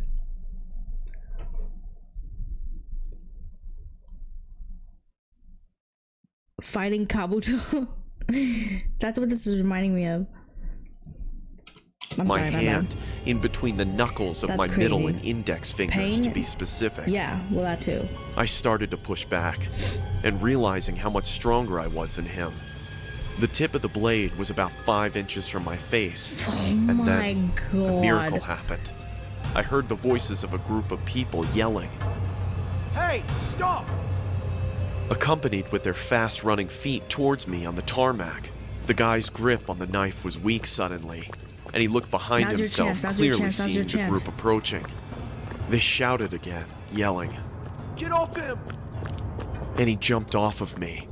Unfortunately for me, he took the knife with him and ripped it out of my hands as he jumped to his feet and swiftly ran into the nearby woods. There were 5 people in total who came to my rescue. Oh my god, what a mess. 2 of them initially chased the guy into the woods before I shouted, No, he has a knife! and hearing me say this, they let him go and started to call the police. This incident changed me for the better, and I wake up every day appreciating everything in my life. After the incident, I was rushed to the hospital and I had surgery to reattach the nerves in my hand 2 days later. The guy who attacked me is in prison now for attempted murder. The police showed after the incident within 5 minutes, and full credit to them. They found the guy hiding in the woods, still holding the knife behind a tree, and they managed to subdue and arrest him on the spot. He was on a cocktail of drugs, and he openly admitted to the police that he fully intended to kill me if he had the opportunity. But this incident was simultaneously the best and worst thing that ever happened to me. What do you mean the best? The best, because I appreciate life so much more now. Okay. I talk to those I love every single day. All life is precious. Tomorrow is not guaranteed, and we are all mortal. Stay safe and alert. Oh my god. And do not waste a moment, as you don't know who's going to be waiting around the corner. Easy. Thank you for sticking around to the end of the video. Okay. Video 1. Video 1 done. Let's do this one now. 2018 to 2019 compilation. This happened about 5 years ago when I was 21. It was a good video. Me Yeah, and it my friend was. Seth It was a good got into this app which showed you ghosts. We go out ghost hunting. Okay. You can believe in ghosts, but you cannot believe in apps on your phone that can track, like, come on now. What are we doing? Much would happen. Sometimes a dot would appear on one of our phones and it would say random words. We would ask, how did you die? And stuff like that. And sometimes the answers lined up, but it was mostly random. One night, around 2 a.m., Seth suggested going to the cemetery to see if the app picked anything up. I was hesitant, but I nervously agreed. We started making our way through the neighborhood towards the cemetery. It was weird as the streets are normally lined with cars, but they were empty on this night. Flaccid PP We walked down the middle gaming. of the road with the app running, Thank you for but the it wasn't follow. picking anything up. We finally made it to the cemetery, which was a small, family-owned one where they only buried their own. Seth went up to the gate and started shouting, hoping to get a response on the app, but nothing happened. Everybody welcome in Flaccid I was standing in the PP. road. Oh my god. The starving dogs again. Settled when Seth starts yelling. Is that all you've got? I told him to stop disrespecting the dead and we should leave. He tried being funny, saying, Oh, I'll make him show up. and jumped the gate and started Why stomping would you on the do graves that while at a screaming. cemetery? Come on, show us something. All of a sudden, our phones said something at the same time. I looked down at my phone and it was there.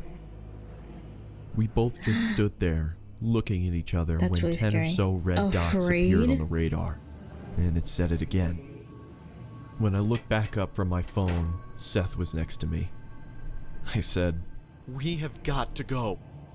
as soon as I said that, we could hear the street lights turning off one by What one kind of from the top of the YouTube street, videos you getting watch in closer order to get us. ads about We food took and off running starving as fast dogs? as we could. I don't We honestly got watch about YouTube on this halfway into account the very neighborhood much. before running out of breath and having to stop. I felt like I was gonna throw up from being scared and winded. I when only heard my watch like phone say gameplays. something. It was muffled, but I knew what it said. Being too scared to look at my phone, I looked at Seth, who looked terrified. He nodded at me to get my phone out, so I slowly pulled it out, and it said my name across the top. Whoa. I turned my phone off and said, Screw this. I'm done.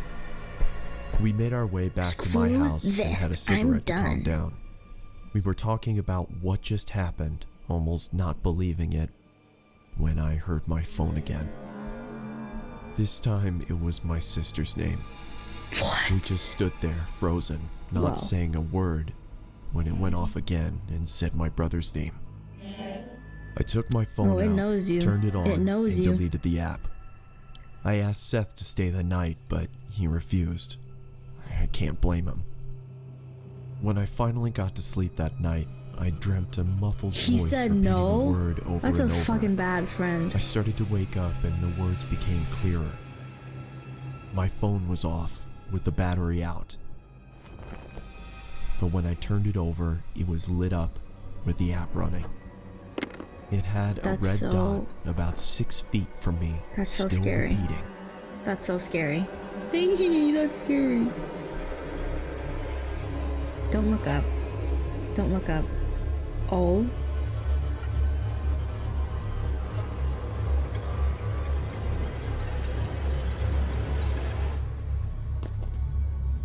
He passed out? I woke up the next morning and went to the bathroom. I had a razor-thin cut from my left shoulder Feel like to my all right horror hip. stories involve I bad don't friendships. know what happened that night, and nothing has happened to me since. Needless to say, I don't mess with that kind of stuff anymore. Don't. Why would you?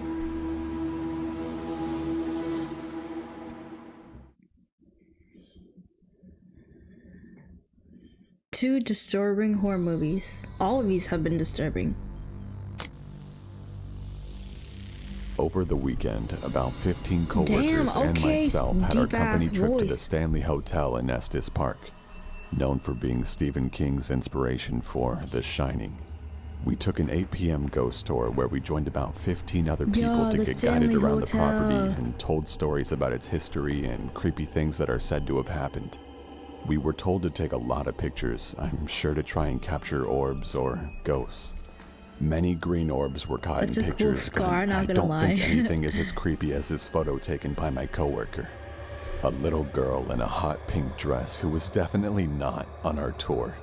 And apparently, years ago, a young girl who was 12 to 13 by the name of Lucy was squatting in the basement of the concert hall, which is where this photo was taken.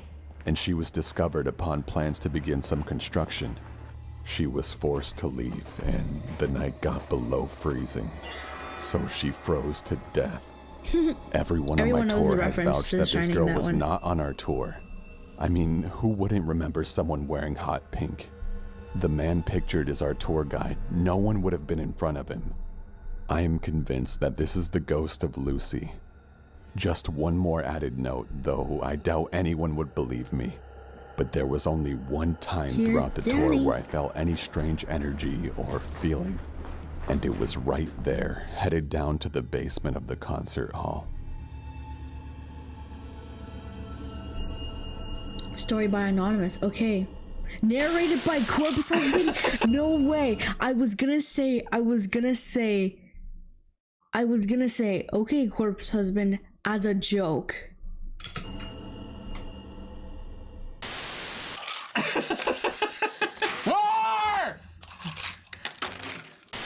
What's that? Plain white sauce? Plain white sauce makes your teeth go grey.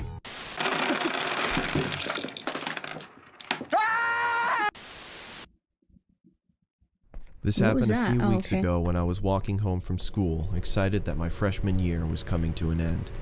It was a Tuesday night when I was turning in my last essay for history. I left it to the last minute and the teacher actually made me complete it before I could go home. I hated my teacher for that. What? Around 8 p.m., I had finished that goddamn essay and was walking home. Oh, okay. The rain Skull had stopped, gifted a and sub. there was a beautiful sunset. I was Suddenly, like, what? I What noticed the hell? something. I was like, no way. There was Corpse a red Husband just... 2016 Is that Toyota the Camry Corpse right behind Husband? me. I got goosebumps thinking it was following me. I didn't Imagine. look back and started walking in my apartment's direction. Well, thank you for the I wanted to gift go to a busy really road to feel appreciate it. safer. Just then, the car sped up, stopping right next to me. That caught me so off A guard. I really middle-aged thought man Corpse asked me where I Husband was was headed and subbing to suggested me. I to was drop like, me why off. would he be? I said no thanks, but the man wouldn't leave and insisted. I wanted to tell the thank you, man to thank you for just the fuck off, sub. but I took off running instead. I heard a loud noise and at the same time felt something I can only describe as a sharp vibration hitting my flesh. I fell to the ground not knowing what happened. Out of adrenaline, I was about to get up and run again as I felt a heavy arm grab me by the mouth. Oh my Then god. the pain set in. I realized that I was shot. There was another man next to him that searched my pockets. He grabbed my phone and threw it on the ground as he tied my legs and taped my mouth. They quickly Whoa. put me into the trunk of their car and then started That driving. face was crazy. They Wait. quickly threw it on the ground as he tied my legs and taped my Mango. mouth. Mango just sat next to my water bottle and it fell on the ground. Sorry.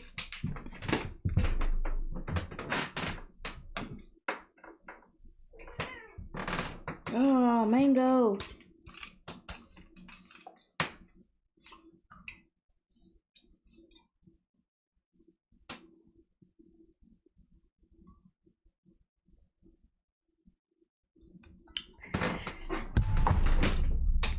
Good boy, Mango. No.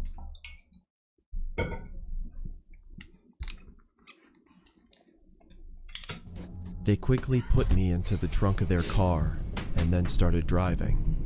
I could feel that we were going very fast, and I'm sure that we hadn't stopped at all for a good 30 minutes. I was feeling my blood soaking into my shirt, Oh my which scared God. me the most. I was certain that I was going to die. I was thinking about my parents and what they would feel when they heard that I was missing. Oh my god. Yeah, what do you do in this situation? When you're in the back of a trunk and you have a bullet wound in you, can you just imagine the things you'd think about? Then the car came to a stop. By some miracle, I heard a police officer asking for IDs and driver's licenses. I That's wanted when to you yell yell. for help, Yell. but nothing came out. Just then, I heard 3 to 4 gunshots.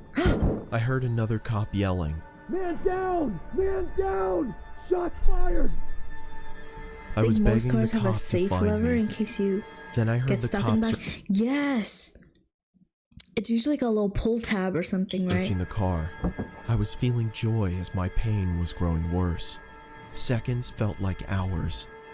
The officer then opened the car's trunk and suddenly started firing at me out of a fight or flight response. Oh my god. Thankfully, the bullets missed. The officer quickly caught up to the fact that I was kidnapped and injured. He called for backup immediately. Yo, can you imagine? You're in the back of a car, you're getting kidnapped, the officer pulls up this trunk, you jump scare, and then he starts shooting you? And it arrived in minutes. They placed the injured officer onto a gurney and drove off in an ambulance. Finally, when the scene was safe, they called another ambulance for me. I woke up in the hospital. Right now, when you switch to farm...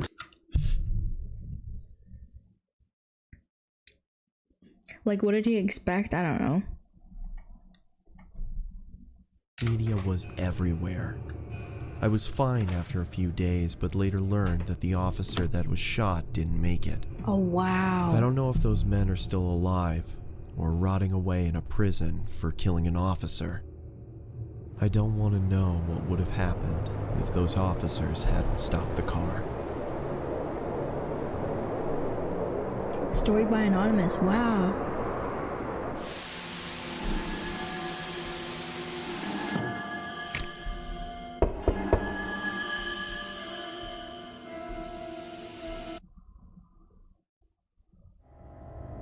Mango's being very cute. He's belly up and he's letting me pet him. This happened when I was 17 years old. I would go to the gym 3 to 4 times a week and ride the bus home. It was a Sunday and I had just missed my bus, so I had to wait longer for another one. I would have called my parents, but they were out for the evening, and taxis charged more, so I decided to sit and wait in the bus shelter.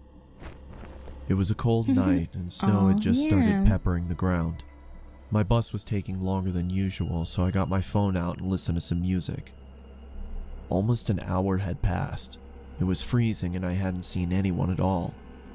That was until I noticed something out of the corner of my eye. Thank you for the hydrate. It was a creepy guy dressed in thick layers of clothing, Is that walking Jesus? slowly towards me. I knew staring at him would draw more attention, so I just focused on my phone. He sat down at the other end of the shelter and just Try to stared find at that me. pet reading. There was something off about him. Oh my god, Jesus, He that's seemed what I like was he saying. was either drunk or on drugs. He's got the Jesus sandals too. He then asked, "When is the bus due?" I took out my earphones and said, I think it's delayed because of the snow. He stared at me for a while, then started mumbling to himself. He was First really mistake starting is to creep taking off me your out, so I earbuds. pretended to be on my phone. After a couple of minutes, Who I walks with took another sandals when look. snowing? You'd be He moved surprised. closer to me. I looked away for a second, then heard the sound of him sliding even closer. Oh, I turned to him and said, You okay there? no. He stared at me with glossy eyes, lifted his arm and leaned towards me. Oh, Immediately, I grabbed my bag and ran as he fell to the ground. good move, good move, I good ran move. down the road, trying my hardest not to look back. I kept going until I got to the next bus stop. I turned around to check to see if he was there. He was gone, so I went to sit down. Feeling relieved, I rested my head on the back of the glass and waited for the Oh, bus. love, love. Did you fall asleep? I jolted and turned around to see the same guy staring at me through the glass. What the hell is wrong with you? Then he started walking around the shelter towards me. I'm warning you, stay back. I yelled in panic as I was backing up. I wanted to run, but I left my bag in the shelter and I couldn't leave without it. Suddenly, yeah, you can. You the can man leave the leaped at bag. me and I quickly moved out of the way. Oh my god. He fell to the ground face first. Bop, bop, bop. Curb stomp. That's when you start curb stomping him. I froze in shock, then noticed the blood coming from his face. Oh shit. I tried to get a response out of him, but nothing worked. I called the police and paramedics and they arrived shortly after. I told them what had happened and they told me that the guy was on prescription drugs. They found a photo in his wallet of him and his son. The boy looked just like me, so we assumed he thought I was him. I later learned that he had lost his son in a custody battle and went off the rails. Oh, that's really He sad. was taken away for treatment. That was the last I saw of him. Just I got rub. my driver's license shortly after, and have never been on a bus since. Dang.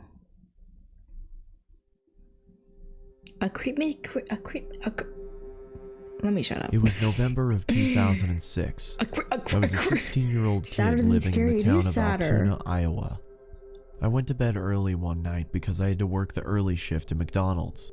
As I slept, I had a dream that I was running through downtown Des Moines, but I wasn't on a jog. I was running from something. As I ran around the corner of a building, I came face to face with my pursuer. A tall man wearing a trench coat and a top hat stood in front of me. Oh, is that Nosferatu? The only thing visible of his face was his eyes. They were abnormally large with black pupils, and it looked at me as if it wanted something. After what felt like hours, he reached out his bony hand, Was as about if to he say wanted that. me to go with him. Okay, hold on. Pause. Listen to Mango purring. Wait. I gotta lower my microphone. He likes the chin rubs. Anyway. Peered around my room to see if I could leave from I my... skipped some. After what felt like hours, he reached out his bony hand, as if he wanted me to go with him. You must I woke up bounce on violently it. from my dream, Crazy and after catching my style. breath, I peered around my room to see if I was safe. As I stood up from my bed, I noticed that I could see my breath. Feeling confused, I checked my window. It was latched shut. I then walked over and checked my vent. I could still feel Check the warm air vents. coming Dang, from it. he's being As I safe. sat back down on my bed, I tried to figure out what exactly was going on. That's when the figure from my dream appeared at the foot of my bed. Oh my fuck. I scrambled back to my headboard. What do you want? I asked, trying to hide the shakiness in my He voice. says, "That cookie." eyes. IRL Five Nights at With the same Freddy's. bony finger, it pointed at me. Growing up in a... Wait, listen to Mango, listen. Wait. Damn, I can't move my mic down.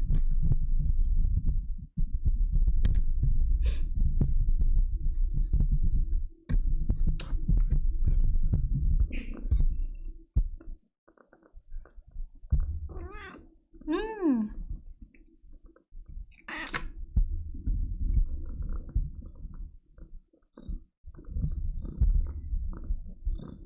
my god, he's loving the chin rubs. Meow. Oh, the cutie. Mango, are you a cutie?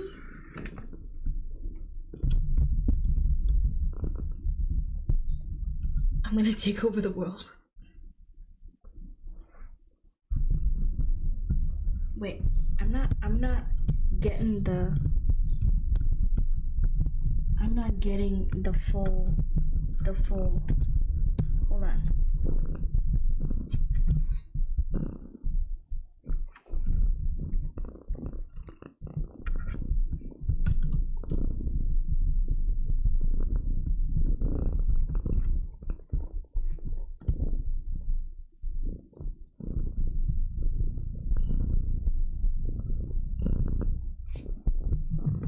Okay. Enslave humanity? Sure. It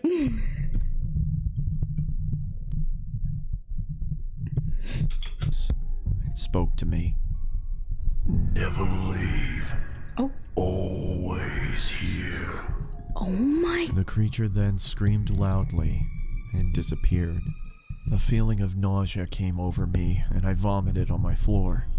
The last thing I remember was cleaning myself up and waking up to my alarm. It's been about a month since I had seen the top hat wearing man in my bedroom. The Christmas season was in full effect. My parents weren't home because they got invited to some kind of event, so it was only me and my 3 sisters at home.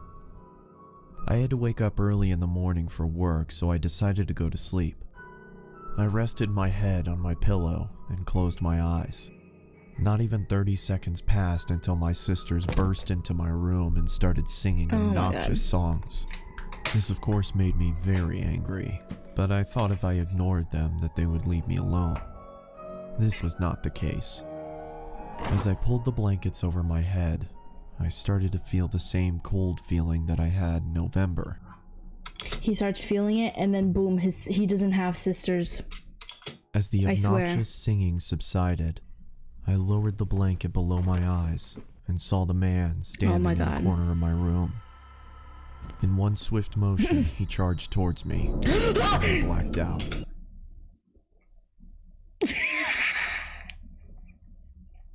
That scared me. That scared me.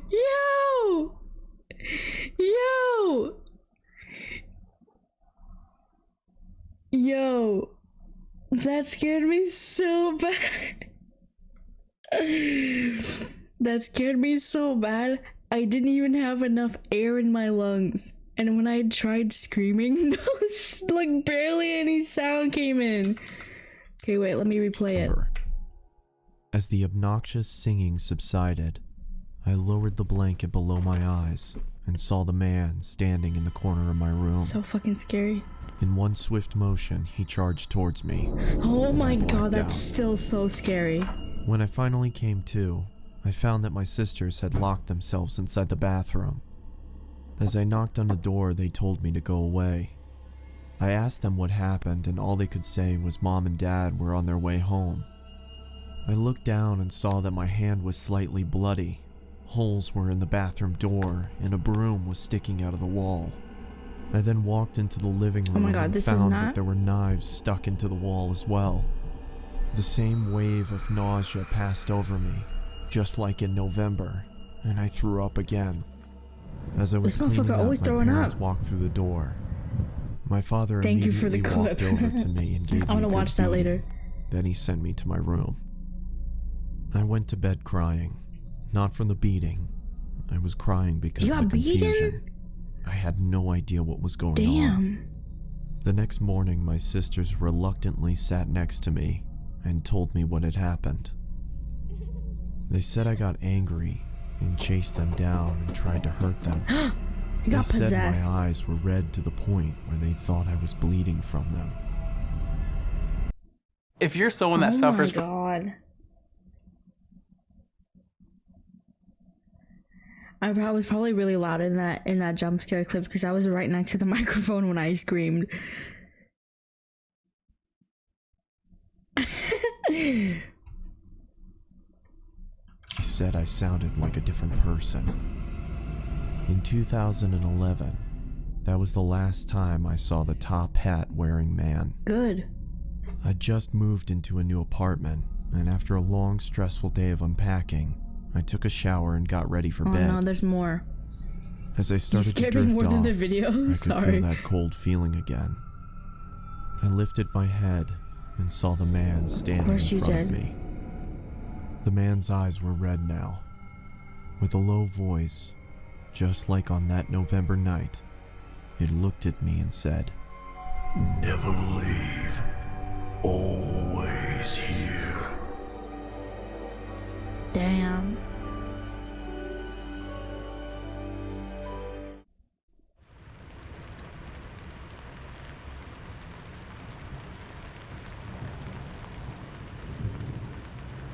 During my holiday, I spent about 3 weeks in Japan.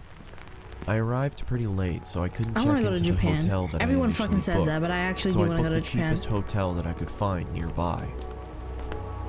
Aesthetically, it was quite nice, but it did have easy access to the building, meaning anyone could come in and go to any room as they please. Plus, there was no security in sight. After arriving in my room, I ordered some food and watched some TV. I was still pretty jet-lagged from the flight, so I started to get ready for bed. Oh my god. I Yo, was still pretty- this video is... Do you know this video? I have a bad case of diarrhea. I have a bad case of diarrhea.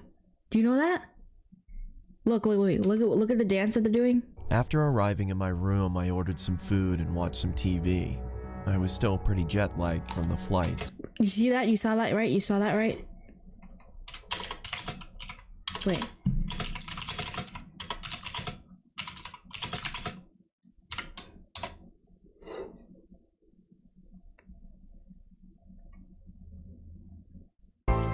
I have a bad case of diarrhea. I have a bad case of diarrhea. What? Look. I have a bad case of diarrhea. I have a bad case of diarrhea. I have a bad case of diarrhea. I have a bad case of diarrhea. Look, 15 years ago. It's so funny that I actually peeped that. That's so Aesthetically, funny. it was quite nice, but I got lagged from the flight, so I started to get ready for bed. As I was falling asleep, I felt the urge to double-check the door just to see if it was locked. I didn't think anything was going to happen, but I'd rather be safe than sorry. About 5 minutes after I checked the door, I heard footsteps outside.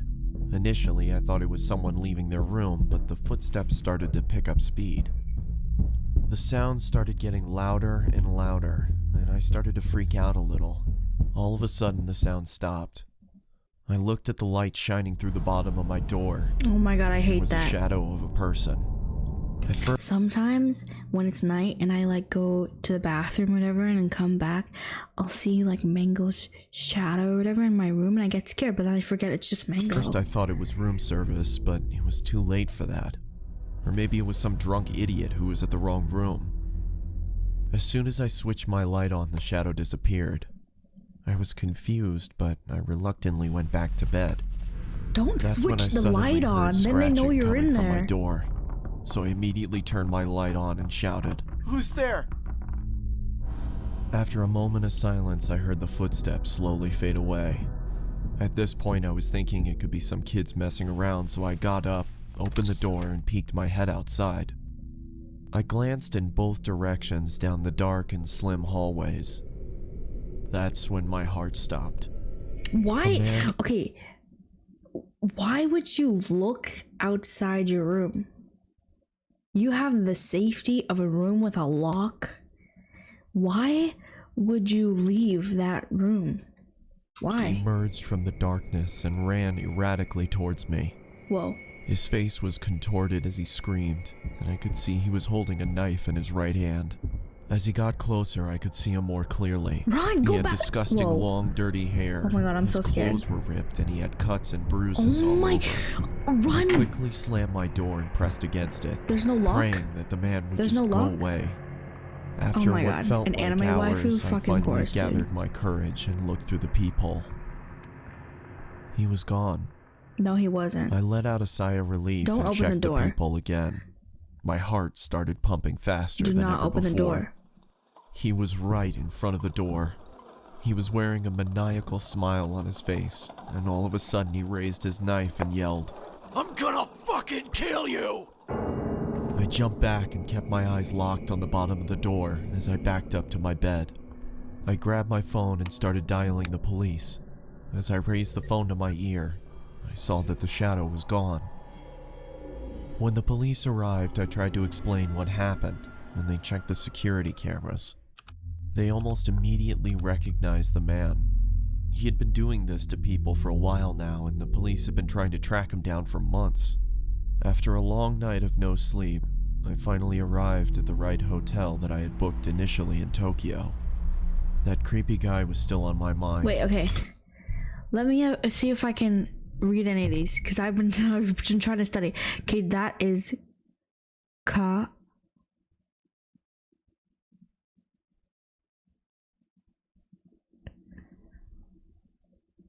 I can't read any of this shit. Why am I even trying? This is all katakana. I can't fucking read that.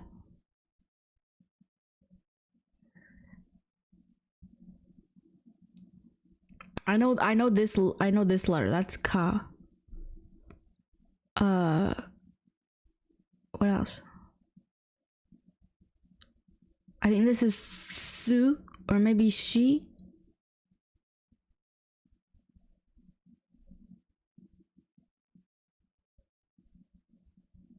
I can't read this. I can't read this. Yeah, anyway. I thought the chances of him being here were pretty slim, so I didn't bother locking my door that night. You didn't bother locking your door last night? I woke up to a big bang next to me. I turned around to see the same guy passed out on the floor. What the fuck? With a knife in hand. I was in shock. How did he find me? I quickly ran out of the room and locked him inside. The cops came and he was finally arrested. Let's just say I'm always going to be locking my doors from now on.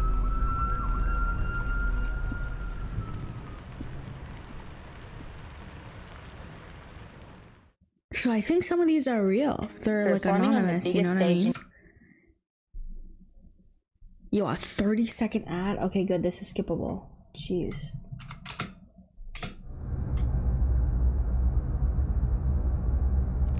Yeah, but he did like pass out right there. Deep web. I was 26 oh no, I years hate. old, Yo, I hate the and I deep was web unemployed. stories. Feeling unfulfilled by the monotony of a job life, I think I've seen this decided I one would try before. my It's so hand scary, at though. working from home. So my days and nights comprised me of surfing the internet for any jobs I could get. I was a big procrastinator, so more often than not I'd stray away and waste time doing other things. Is that PewDiePie? One day, I came across talk about the deep web while on Reddit. I On felt Reddit? amused by the people Stop. talking about it as if it was something so scary, and decided I'd look into it.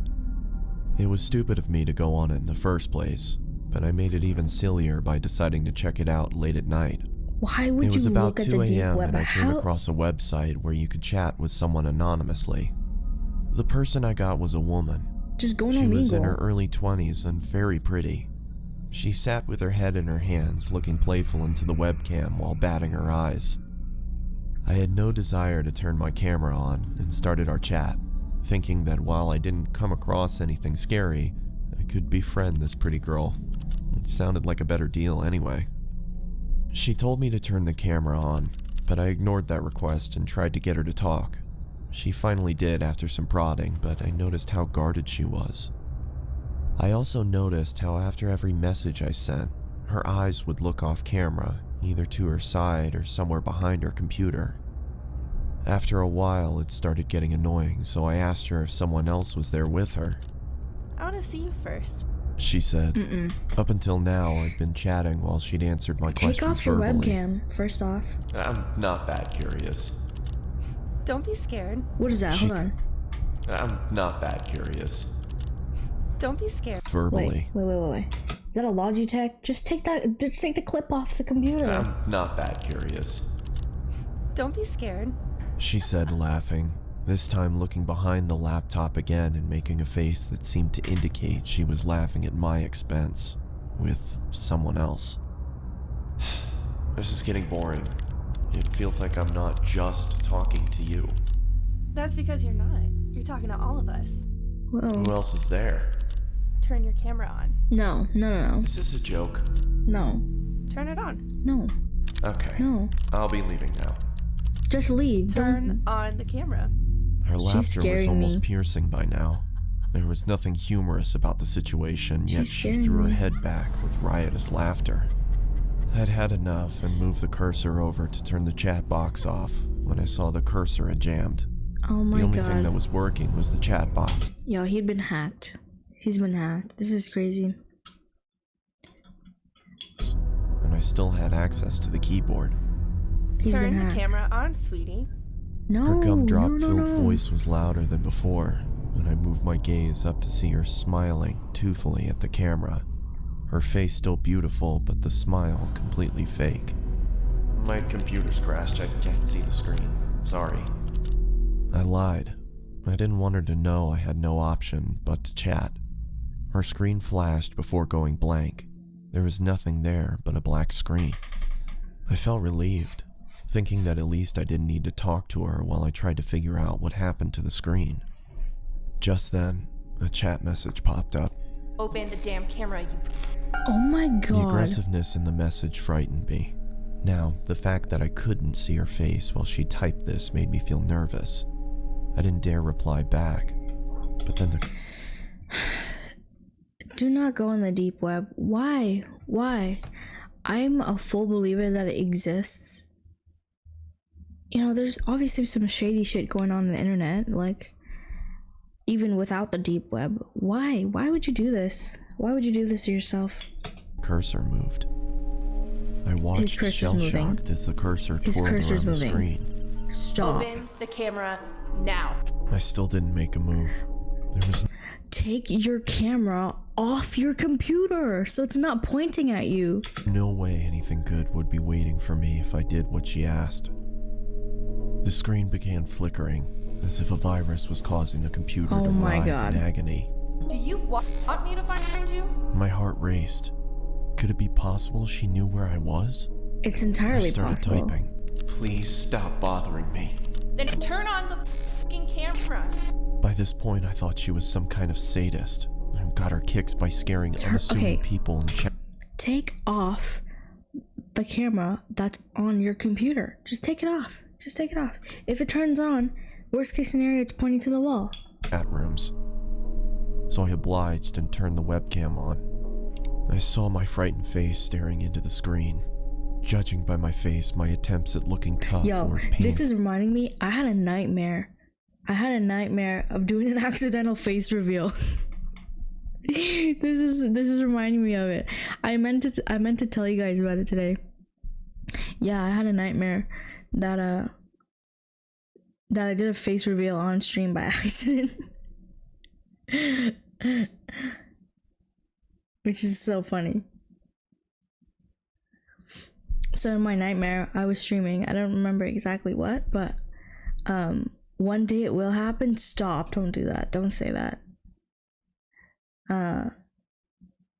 No, but I was looking like, I don't know what it was, but it in my dream, I looked so bad.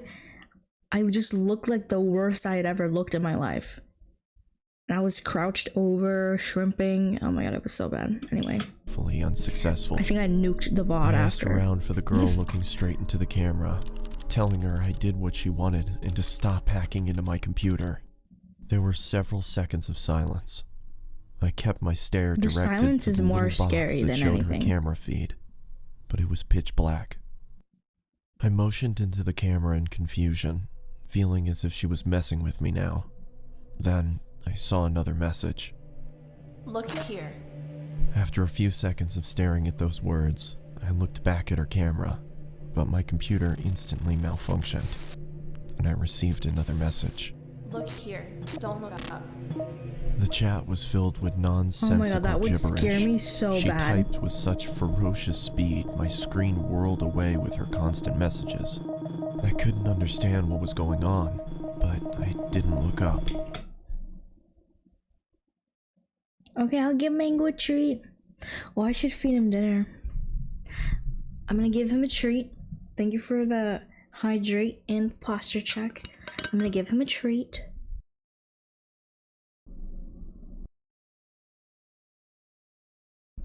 Which he will be very happy to eat.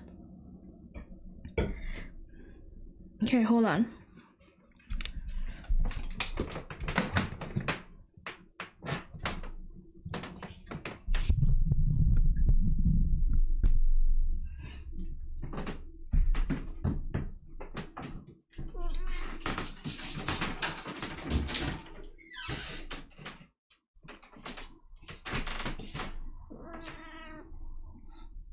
I'm brushing him first.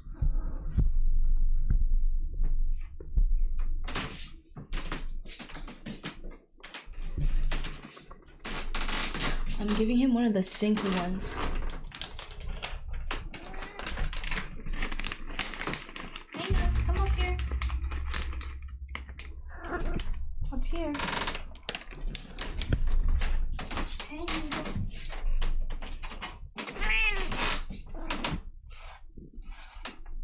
Come here. Mango, come here. Or you could stay there. That's cool too. Hold on. Why don't you come here though? Come here. Yeah, come here. Okay. Hold on. Let me break off a piece. Mango, here. I have it in my hand. Is that yummy? These are so dry, it's hard to break. It's like freeze dried fish. Here. Here, right here. You dropped it, Mango. Where it's right in my...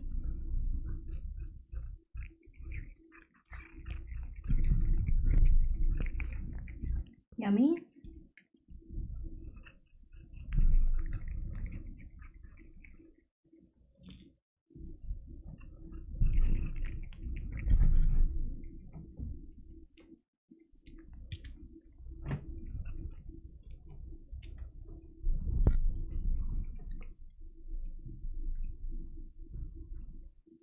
Come on, Mango.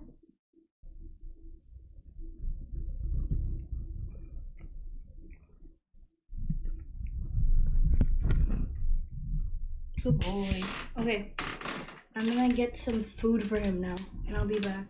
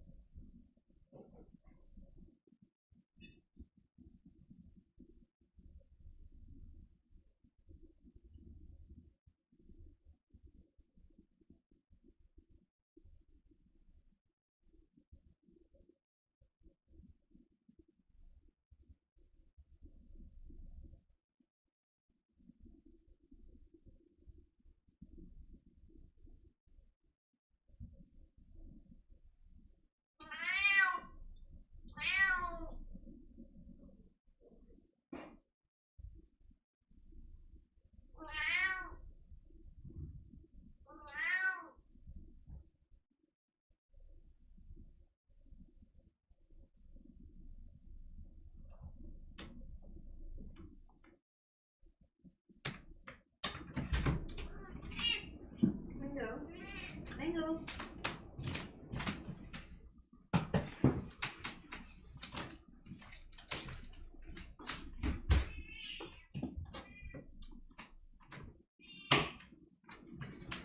I have food for you.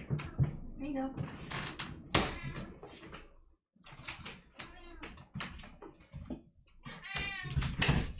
Here, the food's right there. Whee.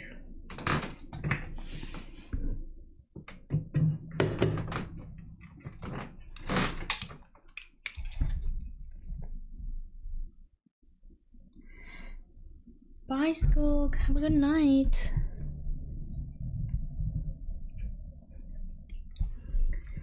Okay, I have a big slice of cake because I have to finish this soon, or else it's actually gonna go bad. But let's continue.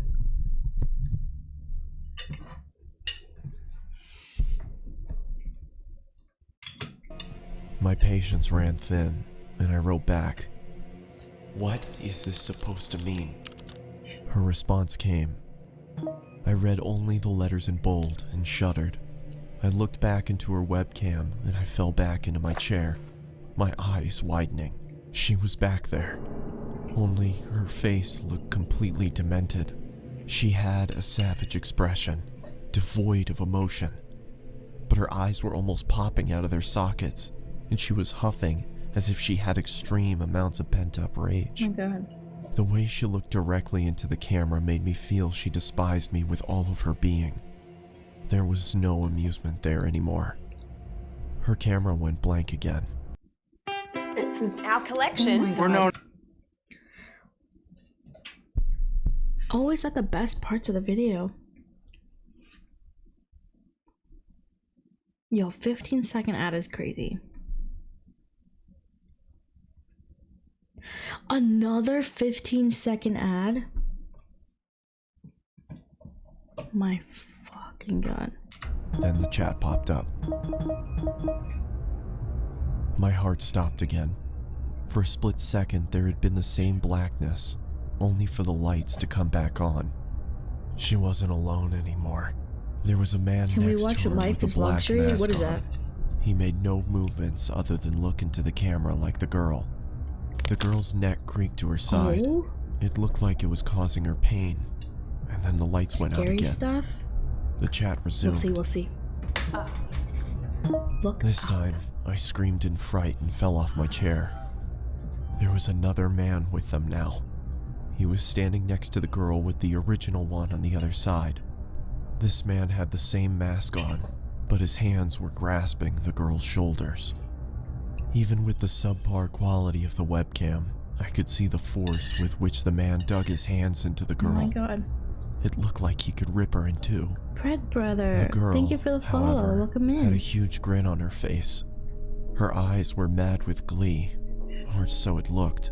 Her teeth were perfectly lined up as her mouth spread into that toothy Okay, if you're in this situation, would you not just power off your PC? Like, grin.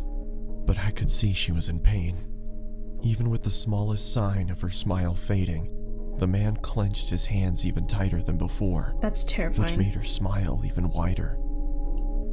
All three of them were shaking, as if it was extremely cold where they were. After a couple seconds, I realized they were shuddering, like trying to hold back laughter. What are you laughing at? I yelled into the screen. They didn't answer, and continued to tremor with concealed hilarity. What is so damn funny? I bellowed. They stopped shaking. Within a couple seconds, the screen went black again. When it turned back on, the man no longer That's so grasped the fucking girl's scary. shoulder. Neither was she smiling. That's so scary. All three pointed into the camera. Upon a closer look, I understood that they weren't pointing at me. They were pointing behind me. I didn't need to look back. I could see myself in the webcam. There was someone peeking from behind me. It's not It was nice to another man in point. a mask. And according to what I saw on my webcam, he was with me in my room, right behind me. That's scary. That's I turned terrifying. around quickly, but saw nothing Good. where I had seen him in the webcam. I turned back towards the screen, and to my bewilderment, saw a third man in the girl's chat box. Just turn your He monitor was the off, same yo. That's what man I'm I saying. had just seen standing in my room. Now, all three had their hands on the girl. Oh my and were God. gripping tight. The girl wasn't laughing anymore. She had a look of utter devastation. A tear was dropping from her eye. But it wasn't just a tear. It was blood trickling down her eye socket. She then mouthed the words, "Help me," and the next second she screamed as if her lungs were being ripped off as the screen went black. I immediately got up and pulled the plug out of my computer and backed out of the room. Okay, I would have done that like 15 minutes ago. For a couple seconds, I swear I heard her screams, even though the computer was unplugged. The room went quiet, but I was too devastated to stay there and ran out of my house despite it being 3 a.m. I caught a cab and went over to my friends, who had to talk me down for an hour before I could be calmed. I returned back to my house with my friend a day later. Good friend, Everything good friend. was the same. And after thoroughly checking around the house, we concluded that there was no one there, nor was there a sign of anyone ever having broken in. I've never gone back to the deep web. My friend suggested it might have been some prank by computer hackers, but the way that girl shrieked, Sorry, my roommate's the terror cat. she had on her face, it convinced me she had been a victim herself. I had wondered if I had stayed on for longer, if I would have become a victim too. Could those men have found me? Was Most there definitely. really someone in the room with me? There was nothing I could do, because there was nothing concrete to report to the police. What I did do was throw the computer out and buy a new one. Good move, honestly. There was no way I could even open it back up after what happened. Thanks for the posture check. I was hunched over like crazy.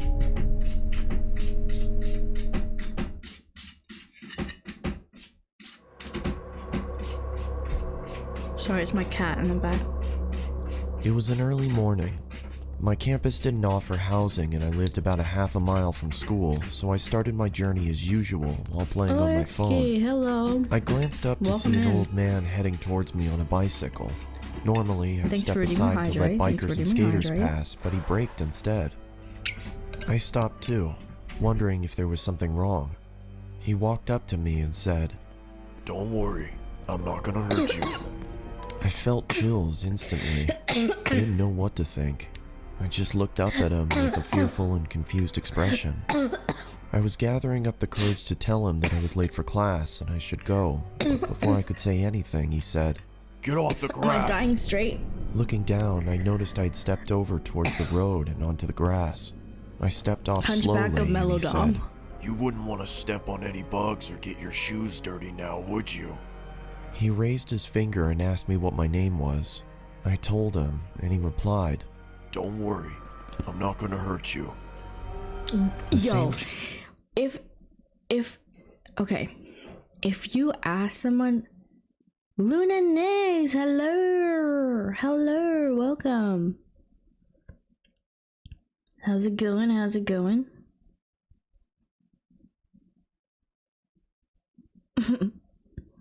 Anyways, if you ask someone, hey, what's your name? And they said, don't worry, I'm not gonna hurt you, as a response. Exactly, I would worry so much more.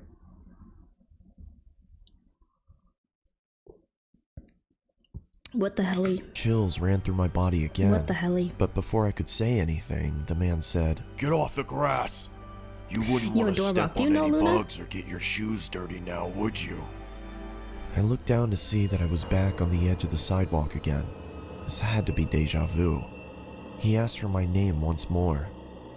I said my name again, but he interrupted me before I could finish. He told me his Doorbell, I feel like you grandchildren know were down the everyone. road and needed gas money. I told him I didn't have any spare change or any change at all for that matter. He continued to ask me again and I gave him the same answer. Eventually I headed towards my school.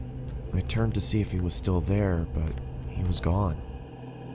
As I was walking, I approached the intersection. There was a truck on its side. I It know must have quite a tipped few over people. while turning the corner.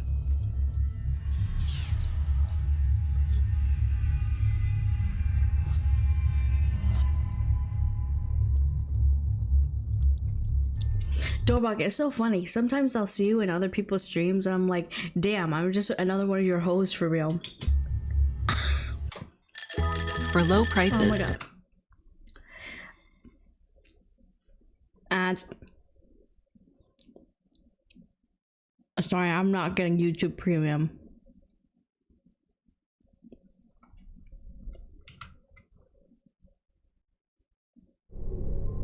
Home invasion? This is my nightmare. Getting my home invaded?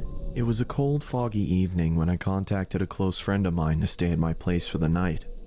Both of us were only 10 years old at the time, and my parents were often at work until midnight, so I was usually alone with nothing to do except watching a television show or Sorry, reading I a answered book. that so fucking late. My friend Alex had agreed to come over and brought a game of Monopoly to pass some of the time. I also asked if he was interested in going to explore an abandoned subway station 3 miles away. He seemed excited at first, so we planned to go on the trip in the morning. I remembered that the subway dated back to the mid-1920s and became abandoned in 1932 after the market crash in 1929. I was very fascinated about its history, but never got the chance to go inside after my parents had warned me not to enter. As I quietly slept in my bed, I heard what sounded like a gunshot coming from the forest behind the house. Both of us woke up, frightened after what we had heard, and I told my friend not to worry, as hunters tend to go into the forest on frequent occasions, but when I checked the time, it was 11:39 p.m. This seemed very unusual, as hunters only came into the forest between 8 p.m. and 10 p.m.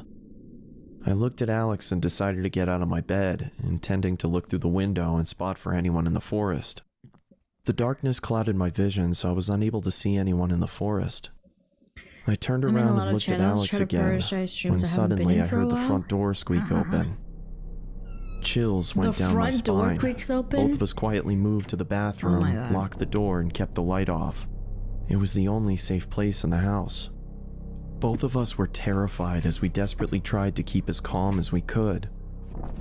We heard footsteps getting louder and louder until they stopped in front of the bathroom door. And then this is when the most terrifying sound forced my heart to almost burst. Both of us screamed as the person chopped the door to pieces.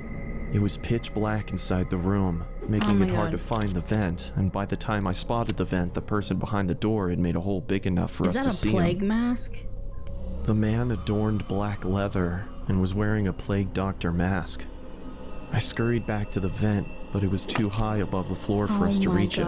So Alex told me to go first because he was the strongest. No, I know how this is gonna go. Alex tells me to go first because he's the strongest. He makes it up there, and then his friend is left to die. That's my prediction. He lifted me up on his shoulders, allowing me to open the vent and crawl inside. When I looked at the door again, the man had managed to fit his arm through the hole and reached for the lock. I quickly grabbed Alex's hand, but struggled to pull him up into the vent. Hurry! Alex! I shouted, and began going after him. Yo, are you for real? I pursued the figure until I was led to the abandoned began going after him. Look at the run. I pursued the figure until I was led to the abandoned Flint Lockwood? Subway deep within the forest. It was chilly and foggy, meaning that I could only see objects within a range of 5 or 6 yards. Inside the subway was a pool of freezing cold water. It was so dark that I couldn't see anything. I had to rely on listening to the screams from Alex and track the source. As I slowly walked through the subway, I was now struggling to breathe under the intense stress and fear of the situation. Alex! Oh my god. I called, but there was no response. I continued walking through the water until the exit was no longer visible. What are you gonna do? I was now experiencing a massive panic attack. I had lost track of Alex, and I had no idea where I was or how to get out. Mango. Where are you, Alex? Mango.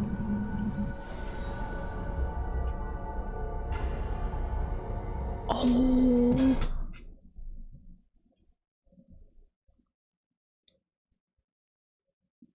Oh my god. That's actually insane. October 19th, 1983. Mango. No.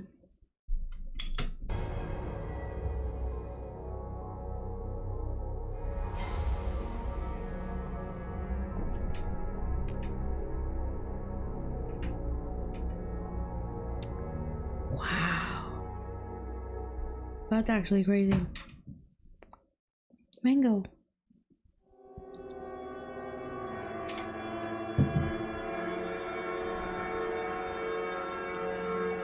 Back when I was in college, me and my best friend Miko heard a rumor that her dormitory was haunted. I didn't encounter anything in the 2 years of staying there, so I was skeptical. I could see why the rumor started. Wait, what's in the back? I want to see. 26 hours straight? Straight hour? Well, I don't understand why people did that. I was skeptical. I could see why the rumor started. Our dorm was kind of creepy, and Miko was convinced it was true.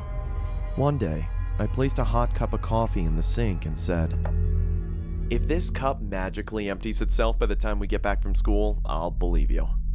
Deal. Want to bet on it?" Come on, you won't bet on it. Have they never heard of evaporation before? You know you lose. When I arrived home, I noticed Miko was asleep. It seemed quite weird, as he would normally be playing games or cooking in the kitchen. I put my bag on the table and noticed the cup in the sink. I knew it, I said to myself. I started to pour the coffee away when my phone vibrated. "Why are you calling me?" I thought perhaps he left his phone at school. I answered. "Hello? Hey, just eat without me tonight if you're hungry. I'm still in the store getting food supplies for next week." What the fuck? Who's in the bed? I grabbed some coffee. I noticed we're almost out. Oh, and I tried looking for that green sauce you put in your homemade burgers. No luck, though. Where is he? But, wait, another checkout just opened. I'll cook tonight. No, his It shouldn't be doppelganger. too long. See ya. I was confused. My eyes darted around the room as I tried to gather my thoughts. That's when I realized something. Is it still hot? What is that? I was too freaked out at this point.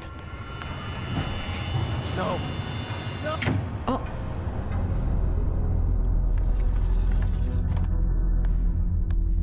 Hey, I hope you're hungry. Oh.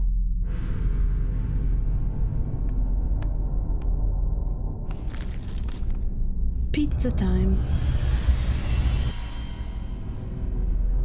The boogeyman? Fucking stop.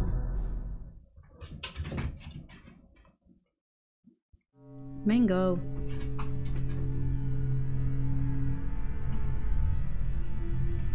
This happened in 2009.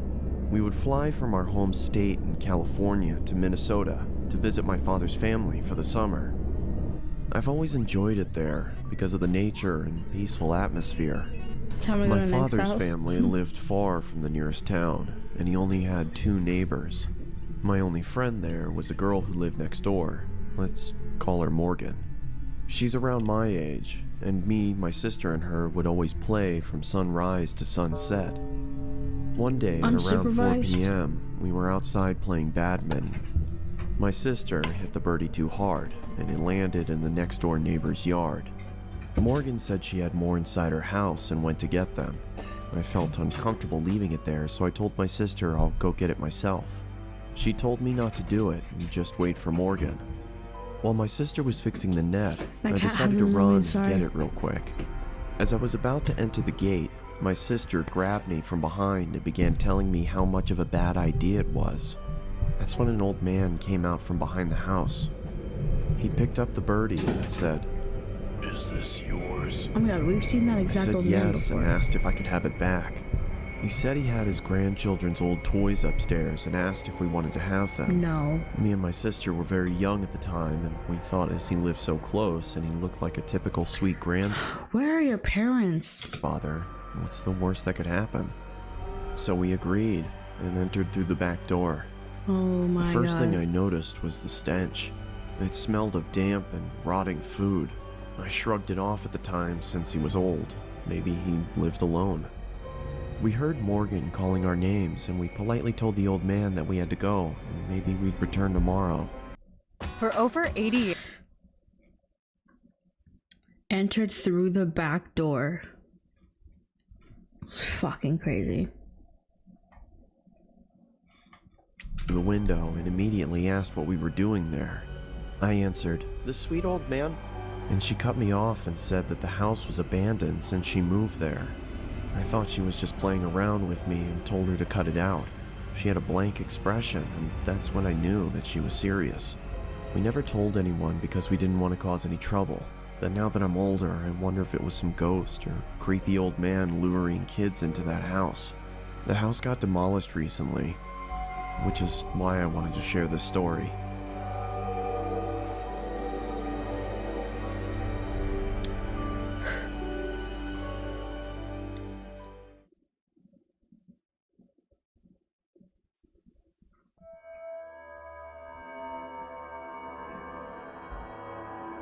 The bridge.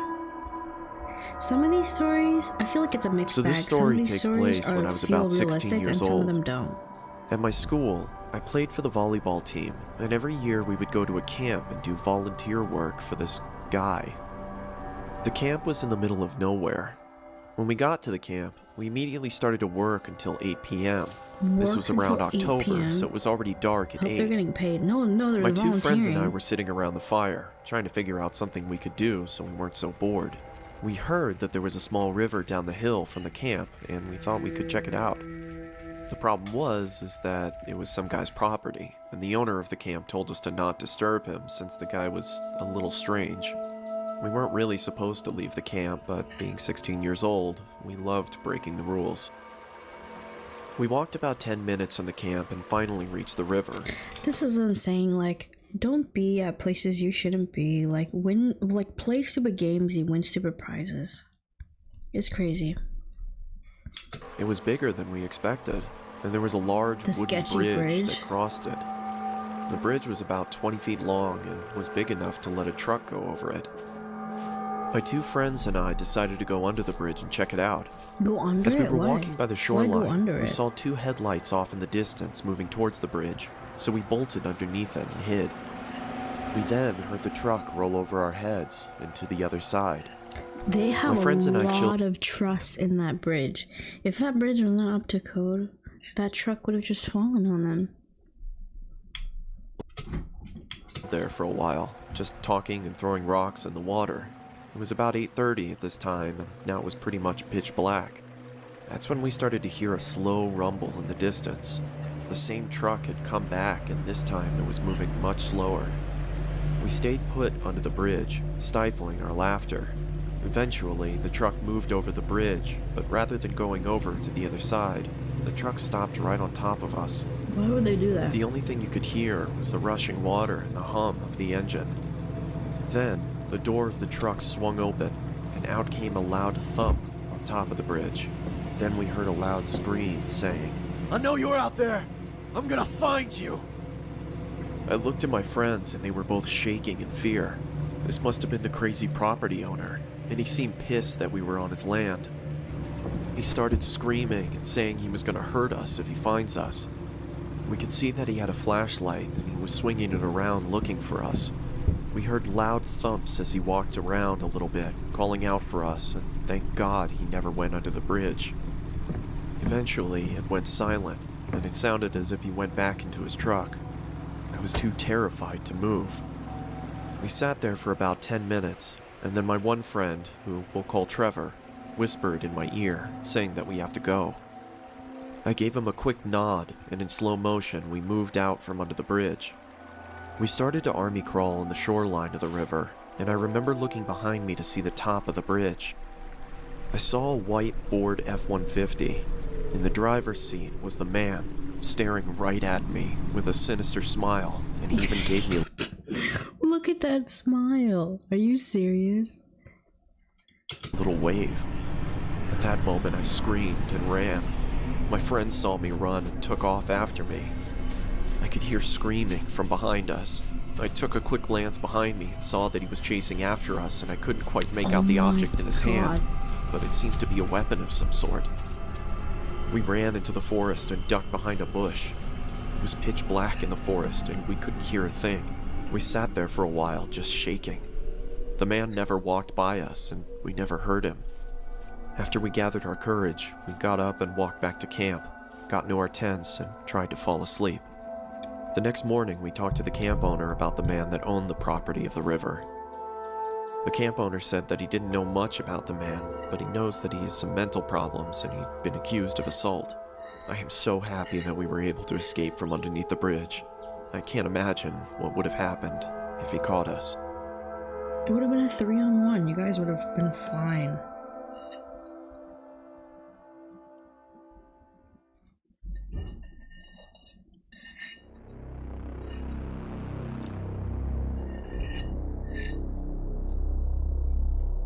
My name is Josh Roberts, and it's been a year since I was abducted. 3 of you went with remember it knife. like it was yesterday. I was walking home from school. Throw a stone about at him or 6 something. p.m. and there was a full moon and a chill in the air. I stepped off the bus, and for the first time, someone else got off with me. I'd never seen this new kid at school before. I could hear footsteps behind me. I took a quick glance and saw the kid walking at a brisk pace. I thought he was following me, so I took a left, which wasn't my usual route. I looked around again and saw him take the same left. My heart started pumping and my legs started shaking at the sound of the footsteps as they got louder and Cross the faster. street. Cross the street, and if Panicked they and follow started you, running. then I remembered a shortcut in the nearby forest to my neighborhood. A forest, So great. I ran as fast as my legs could Great. carry me. Yeah, let's take the route through the... wait up! Said a heavy voice from behind me. No. I tried my hardest not to stumble on the logs and boulders in my path. I'm getting chased. You know what I'm gonna do? I'm gonna take a route away from civilization in the forest where no one knows where I've gone if I got enter. Like I what? could hear the sound of sticks and leaves being broken by some fast, heavy footsteps. My legs started throbbing as the adrenaline wore off, so I took a detour towards a playground. You took I a stopped to catch detour? my breath, looking around for somewhere to hide. Then it went silent. I was doubtful that I lost him. I took my phone out to call the police Yeah, when I go to spotted the place a with the local news least amount of article. people. That's Caution. There is a suspicious man on the loose. He escaped the local prison and assaulted an officer. Beware. He may look like a teen, but he is in his 20s. If you see him, call 911 immediately and lock your door. My mind started rushing with thoughts, and I started to panic. All of a sudden, someone started choking me with their arm. Oh. I tried to fight back, but they were so strong, I didn't stand a chance. My feelings of hope began to diminish. I'm getting chased and I'm in the middle of a forest. You know what I'm gonna do? I'm gonna look at my phone and leave my back completely open. Yeah, I'm gonna do that. That's a really good idea. That's a really good As I idea. slowly blacked out. I awoke to find myself in a dark, damp room that looked like a basement. The floor was hard and cold. There were no windows, but there was a staircase and a bathroom. I tried to move, Oh my but I was God. tied up with a thick rope. Yeah, I got him. Heat up your Oh. summer. That kind of scared me. What was the deal? 200? 200? You gotta do a little better than that. Okay, fine. You'd better bring the right amount, or you'll be tied up like that kid. Whoa. What? Are they selling me? The guy sounded mad and anxious with whomever he was talking to. Right after he... To commit a crime and only be paid $200 is actually fucking insane to me. Like, you would abduct somebody for $200? Why not just get like a normal job? 200? 200K? I think they're taking his organs. hung up, he opened the door and walked down the stairs with an evil smile. Let go of me! Opened the door and walked down the that stairs with Jimin? an evil smile. From BTS. Let go of me! I exclaimed as he taunted me. My arms started to fall asleep due to the tightness of the rope. He came closer to me and I spat in his face. Why would He you do looked at that? me in sheer rage. Oh. Then the doorbell rang, followed by pounding on the door. The guy grabbed some tape and shut me up before I could scream for help. He slowly backed off, signaling me to keep quiet, and ran towards the front door. I looked around, trying to see what I could use to untie these ropes. I spotted a rusty, sharp edge sticking out of the wall. This was my one hope. I successfully got up and tried with all my might to reach it. As I was trying to cut the rope from my hands, I could hear the commotion upstairs getting heated. I managed to free myself from the ropes when I heard the front door slam. The silence was terrifying. I was frozen in fear. Footsteps started coming towards the door. I choked and shuffled back to my original position, arms behind my back, wrists tightly locked together. "Now where were we?" said the man. He walked towards me, grabbed my ankles, and started dragging me when the phone rang. He dropped me instantly and charged upstairs. I wasn't going to lose this opportunity. Oh my god, free your legs, and then sneak attack him. I untied my feet, grabbed the closest thing to me, and hid behind some boxes. "Now where did you go?" he said as he stampeded down the stairs. I heard him getting closer to where I was hiding. I bolted up from behind the boxes and saw him checking the bathroom. Run upstairs. As he walked out, I struck him over the head with a pole. He stumbled and fell to the floor. Perfect. Crimson red pooled around his head. I ran upstairs and out the front door. I stumbled my way to the closest house, screaming. A woman thankfully opened the door. She was shocked and fearful when she saw me. The police were called and I was rushed into the hospital. They're still looking for that man. They drew the doctor as the kidnapper. Even to this day.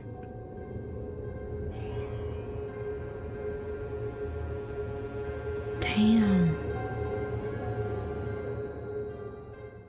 Thank you for sticking around to the end. That's crazy. If you want a chance for your story to be animated, you can. You can.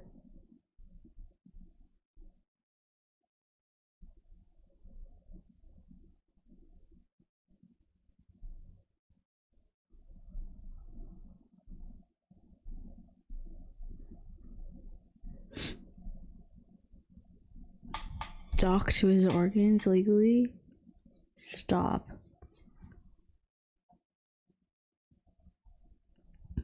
Let's see another one.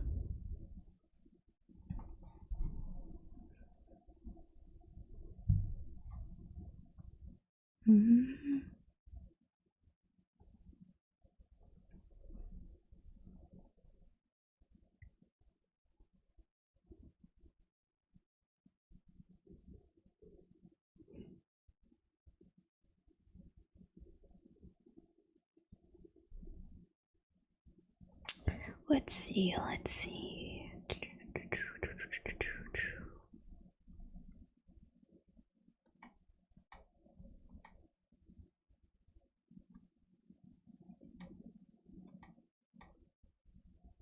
What's the bookmark? What bookmark?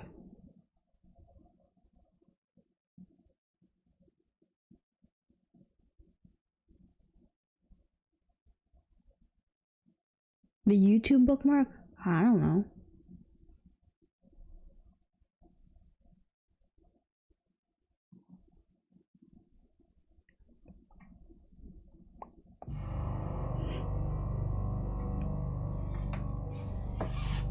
My name is Ethan, and I'm a photographer. Let me look at what it is.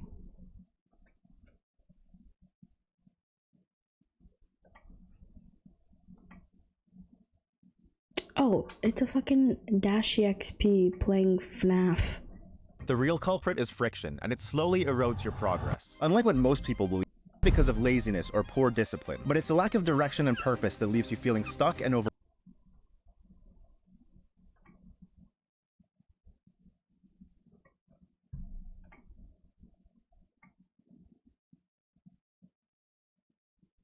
Is it not yours? Yeah, it is. Can you not see the screen?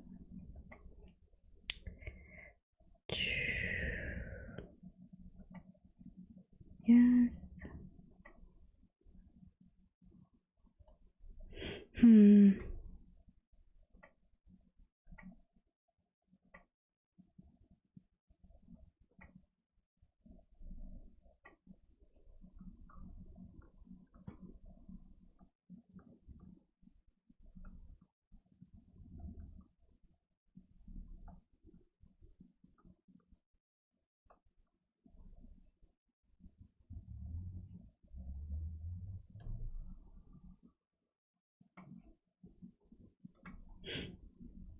There we go.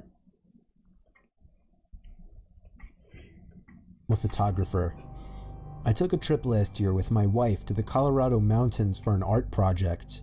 My wife is also an avid skier, so she talked me into adding skiing into the trip. We had the option to book a room at a ski resort or rent out a private log cabin. The second one seemed more romantic. Are you guys more of an indoor sport or outdoor sport kind of person? Like in this story, he's skiing. I'm a terrible skier. So I picked that one. Plus it didn't hurt that it was cheaper. The cabin was nothing luxurious or anything. It was a single floor, 4-room little thing. A 2-person bedroom, a small living room, a kitchen, and a bathroom. It may have been small, but the actual idea of being secluded in a warm log cabin during a blizzard was amazing. However, the storm was interfering with the cable signal, so we didn't have much to do this one particular evening. It was just starting to get dark out at this point, but there was still a decent amount of light outside, so I thought it would be perfect for getting a few shots and videos in the blizzard for backgrounds and wallpapers. I told my wife I'd be back within 10 minutes and slipped on my boots and coat. The moment I stepped outside and shut the door, I noticed footsteps leading up to the door in the snow that had blown under the wooden awning. I could see the prints doubled, as whoever left them there turned and went the opposite direction. I was freaked the fuck out, but I wasn't about to go inside and scare my wife. I decided to give in to my curiosity and followed the prints to the right side of the cabin. Why right would away, you follow I noticed the that they prints? led to the bedroom window. Why would you follow the prints? What if they're still My there? heart froze in fear when I saw this. I could see my wife sitting on the bed using her iPad. She noticed me and I waved. She laughed. I continued to follow the footprints around the cabin to the other side. They led to the living room window on the other side. Someone was stalking us, but how long ago was the question? I found myself standing there for a good minute asking myself if I should follow the footprints anymore. Don't. For whatever reason, I decided I would. They were now leading away from the cabin. I knew I was following the prints to where this person... Why would you... You see prints like moving away from a cabin during a blizzard. There's nobody around you. You're in a forest. And you're like, yeah, I'm gonna do that. Was going, not coming from, simply by the boot marks. I followed the prints away from the opening and into the trees. That was where I saw him. A man wearing a black coat facing a tree, slouched down looking at the ground. He was still as a statue, and I could see the snow piling up on his hood and shoulders. I froze in my tracks, trying not to make a sound. I would have thought to ask him if he needed help otherwise, but this guy was just standing there not doing anything, like some kind of deranged freak. I started to gradually move backwards without even turning around, making sure this man didn't turn around or notice me. When I got at a visual distance, I turned around and stomped through the snow back to the cabin. When I slammed the door shut, my wife came over to see what was wrong. I saw worry in her eyes. I guess she saw the worry in mine. She knew I saw something, and after a few minutes of harassment, I finally told her what I saw. She immediately started packing her things, telling me we're leaving right away. I told her no, we're not going anywhere. I would not get a refund for leaving early, and I wasn't about to up and leave just because some weird guy was walking around outside. She made a point of locking both locks on the door and making sure all of the windows were sealed shut. For the rest of the night, we read stuff on our iPads. I reviewed the pictures and videos I had taken so far. We turned out the lights early as there wasn't much else to do. What if he's still out there? I remember my wife asking me. There's no way he's still out there, I then assured her. How do you know he's not out there though? You can't just say that, like it's not. Listening to the wind blowing outside, along with the small flakes of snow hitting the windows, was strangely relaxing, and I knew I'd be able to fall asleep quickly. Except if it wasn't for... Stop. The knock at the bedroom window. We were both still awake, and we both knew it was a knock from a person. I ushered my wife out of bed and out into the living room without turning on any lights. There was nothing to use as a weapon whatsoever. Our only option was to run before something might happen.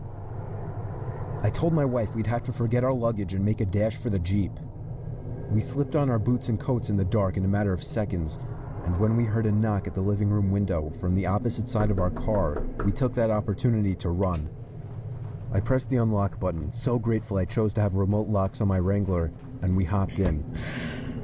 The car started with ease, and as soon as the headlights flashed on, the man was standing facing the log cabin on our side now. Not a window, just facing the wall of the cabin in the same position I had seen him in earlier, as if he were hiding his face. We drove to the nearby ski resort without much trouble in the Jeep. We stayed there for the night and went back the next day to the log cabin to collect our things we left behind.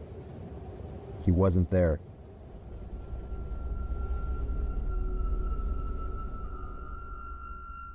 Back when remote locks were fancy.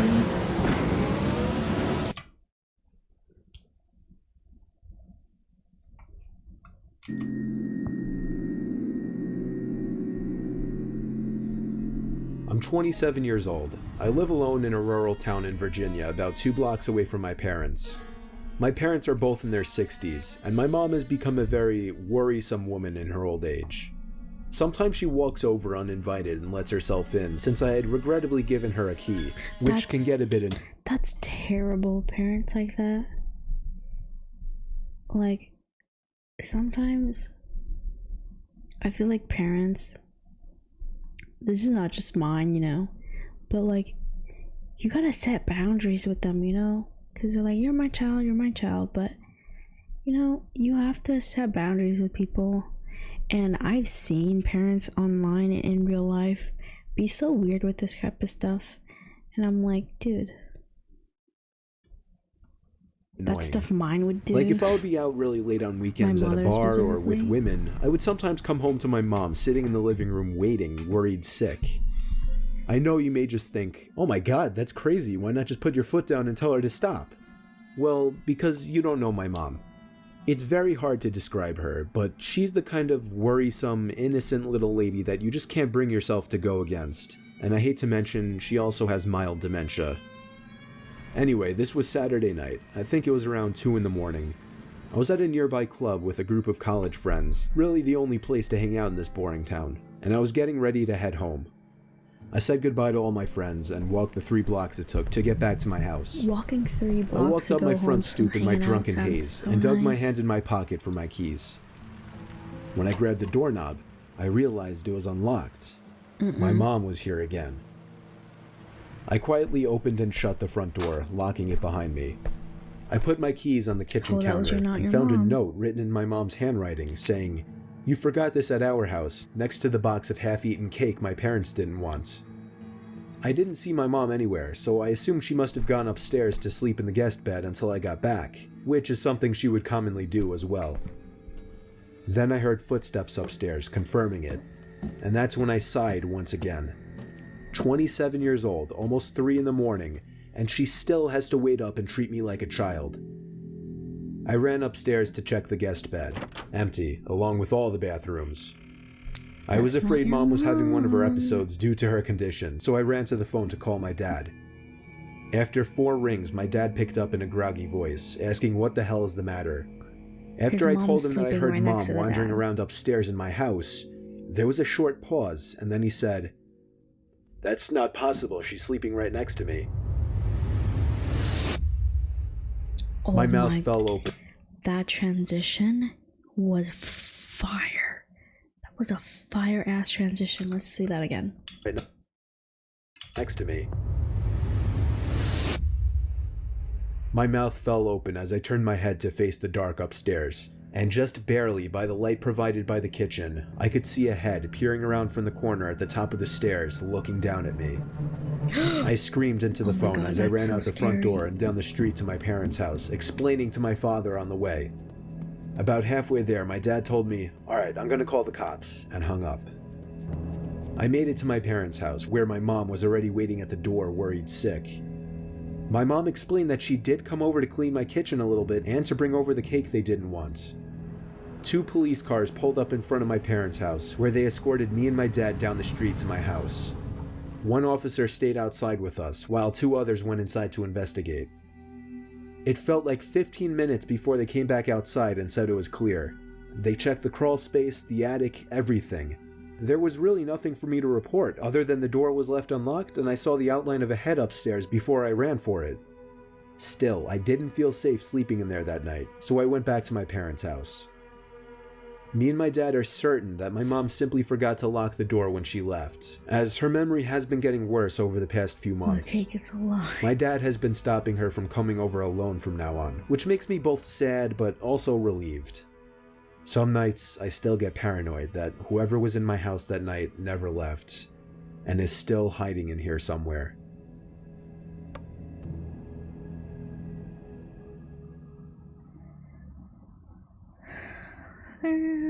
Spooky, spooky, spooky, spooky, spooky.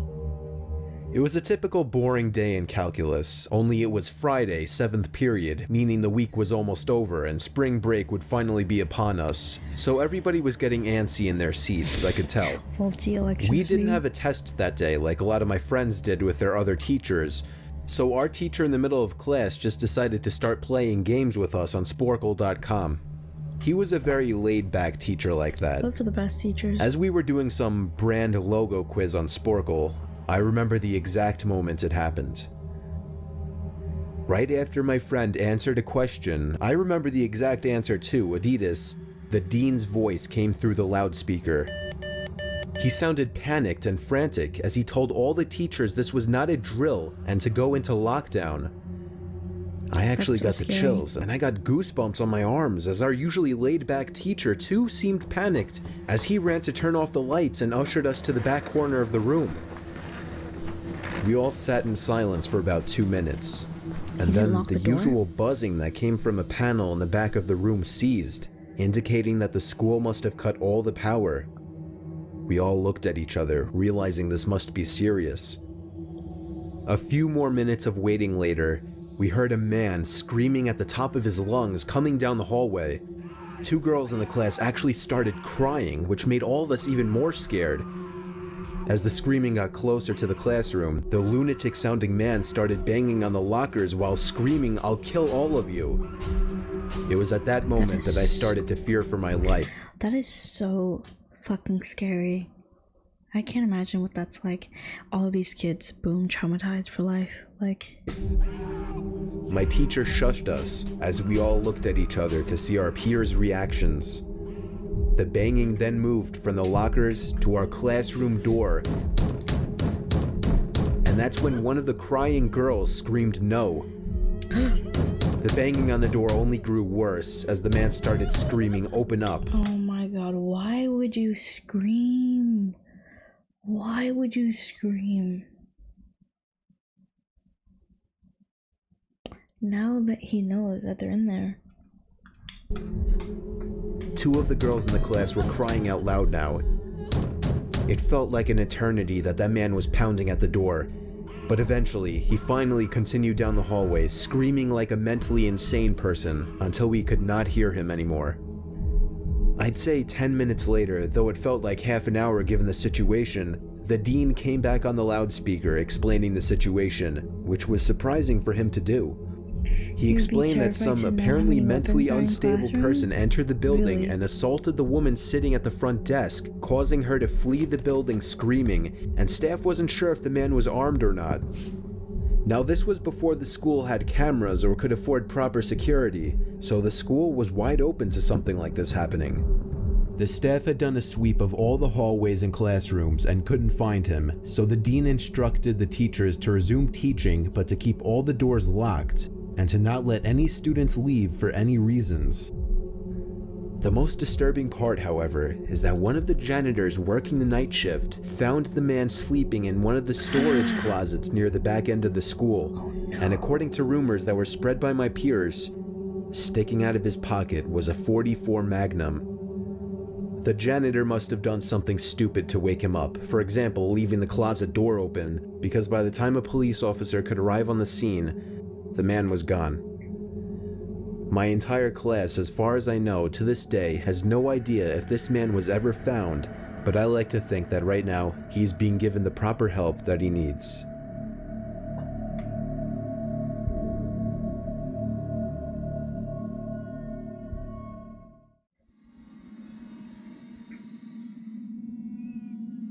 Hitchhiking horror stories?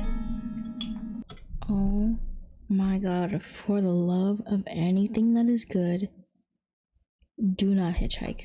Please do not do it. Do not do it. Do not do it. Do not do it. 3 months after I turned 16 in 2005, I got my first car, a 99 Toyota Camry. On a warm Saturday night, when my friend Alex invited me over to one of his friend's big parties, I knew I wouldn't be in a condition to drive the Camry home afterward. So we carpooled with Alex's girlfriend Brianna.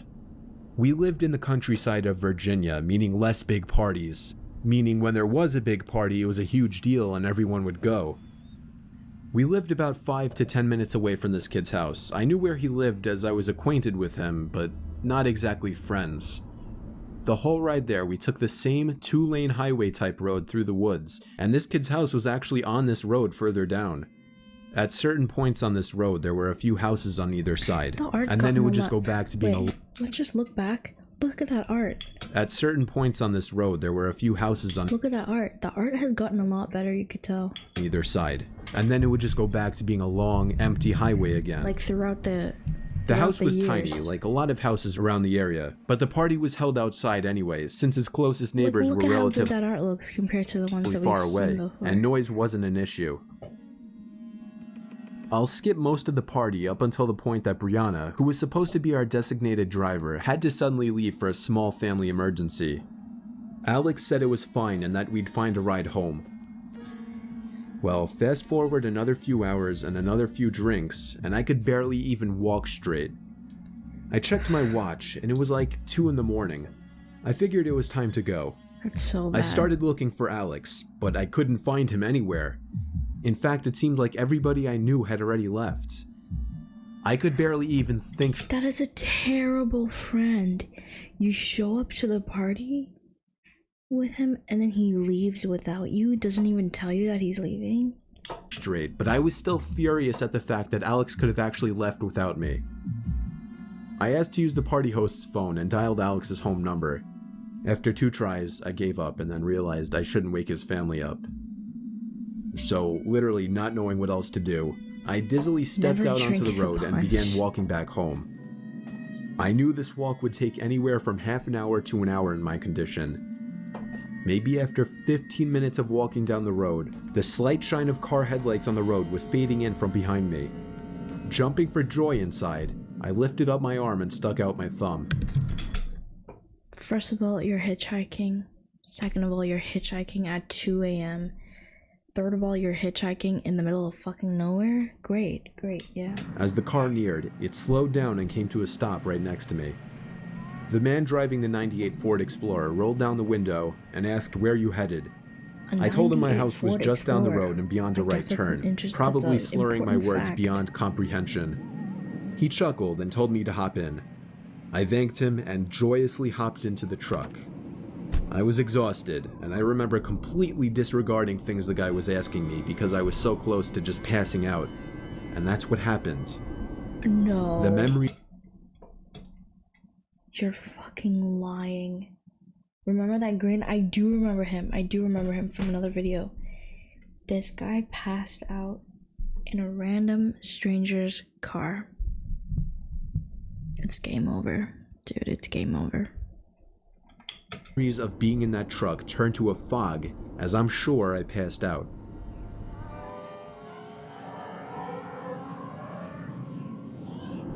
The next thing I remember, I woke up still in the moving truck. The guy looked at me and laughed, but didn't say anything. He's still I looked driving. Around it's and a realized 5 to 10 the minute. road we were on wasn't familiar. I nervously asked, where are we going? He then said, so what were you doing out this late anyway? He didn't answer the question. He didn't answer the question. He did not answer the question. He said, where are we going? He said, what were you doing on that flight? That's not... As the man answered my very straightforward question with another irrelevant question, the sobering reality of the situation hit me. You can let me out anywhere, I told the man. The man responded with a firm no. I felt like throwing up as he said that. No, I really actually felt like I was going to throw up. I started to gag as I felt more and more nauseous by the second. The man took his eyes off the road to look at me, and that's when I thought of the perfect distraction. I turned in his direction as I continued to gag, and he started to kind of lean away and slow down the car. Thankfully, I drank as much as I did because I finally threw up and made a point of doing it all over the man's lap. The man yelled in frustration and stopped the car, and that's when I took it upon myself to run for my life into the woods and duck behind a few bushes. Oh my god, good move, good move, good move. The man came following into the woods with a flashlight, and on 2 separate occasions, he shined the light straight over me without noticing. Eventually, I heard his footsteps walk even further into the woods past me. That was when I ran back to his truck, but unfortunately, he was smart enough to lock it. By some miracle, I saw another car approaching in the distance, and I ran out into the middle of the street, waving my arms like a lunatic. The car tried to avoid me, but I wouldn't let it. They were forced to stop, and I yelled at them to help me before they came back. Once I told them that I was kidnapped by the man who was driving that Ford Explorer, the driver agreed to give me a lift.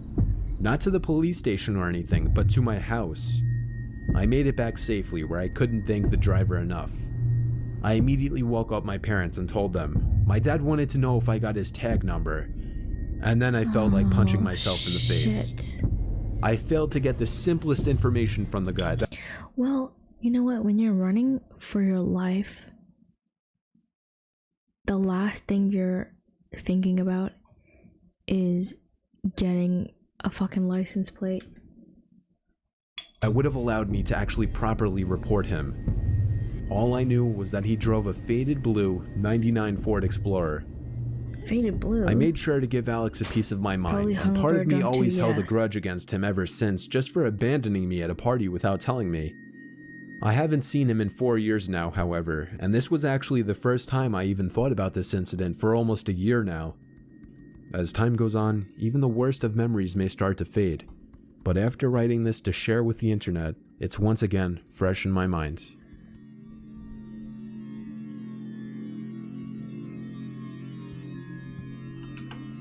Why is my follower goal doing that? Oops.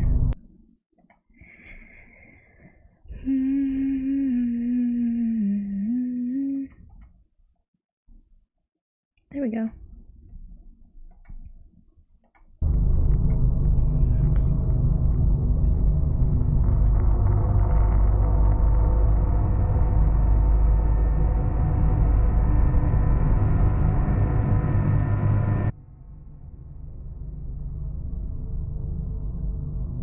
A couple weeks ago, my dad came home and pitched me a small job offer. One of his coworkers was going away for a few days and needed somebody he could trust to watch over his house. The reason my dad pitched this to me was because the man's house has a big CCTV system, basically a camera in every room, and then an operating desk where all screens could be watched on a big monitor. And I'm a computer science major, so my dad just always assumes that I know how to work anything technological. The man told my dad that he'd pay me $200 for the 2 days just to watch the house. Yo, this is whatever sounding like that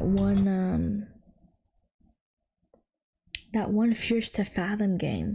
My dad drove me to the house and introduced me to the man, whose name doesn't matter.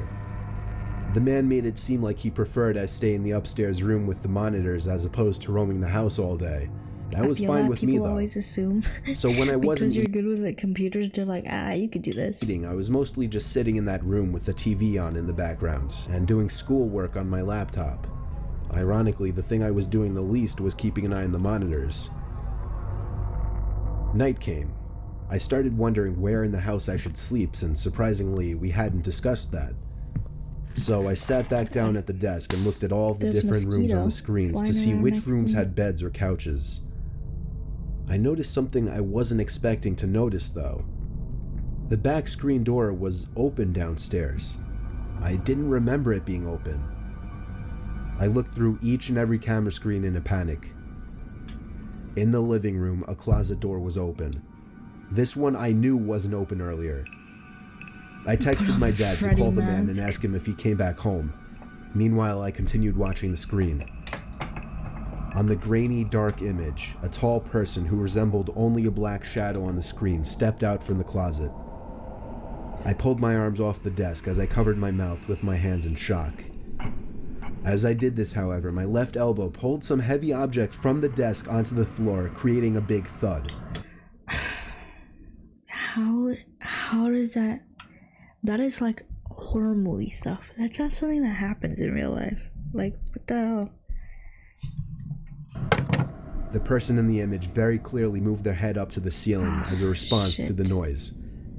They went for the stairs, walking up very slowly, step by step. Meanwhile, I got a text back from my dad saying, "No, he's not. I just spoke to him half an hour ago. Why?" I got so caught up in my phone texting my dad to send help that I didn't even pay attention to the monitor. There was a knock at the door. I looked at it and then the screens. The first screen... What is up with these people paying too much attention to their phones and not...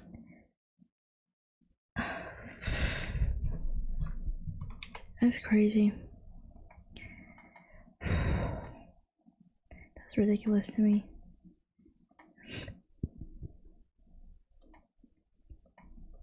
I laid my eyes on was the one showing the person outside the door to the room I was in.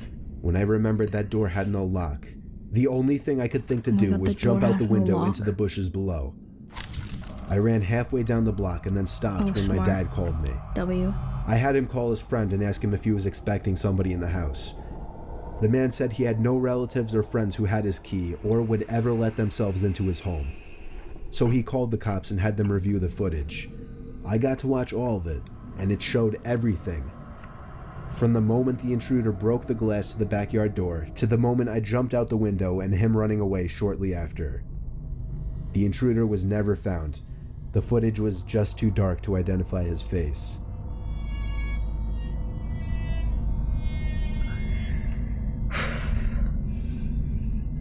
That is so scary.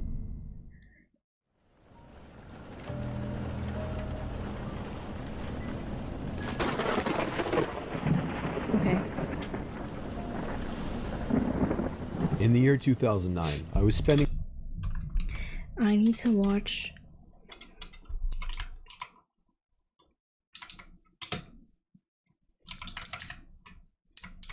I need to watch a funny compilation of Gordon Ramsay kitchen nightmares, or else I'm not going to bed today.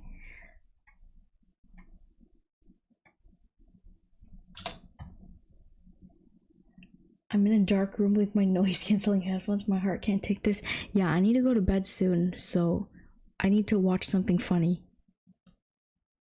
Kitchen nightmares, funniest moments. Welcome to Luxury Casino. And you know what? I'll probably do a full reaction to actual episodes of Kitchen Nightmares, because I love Kitchen Nightmares. I really do. Hell's Kitchen, Hotel Hell. But they're trapped inside cat bodies. Yeah.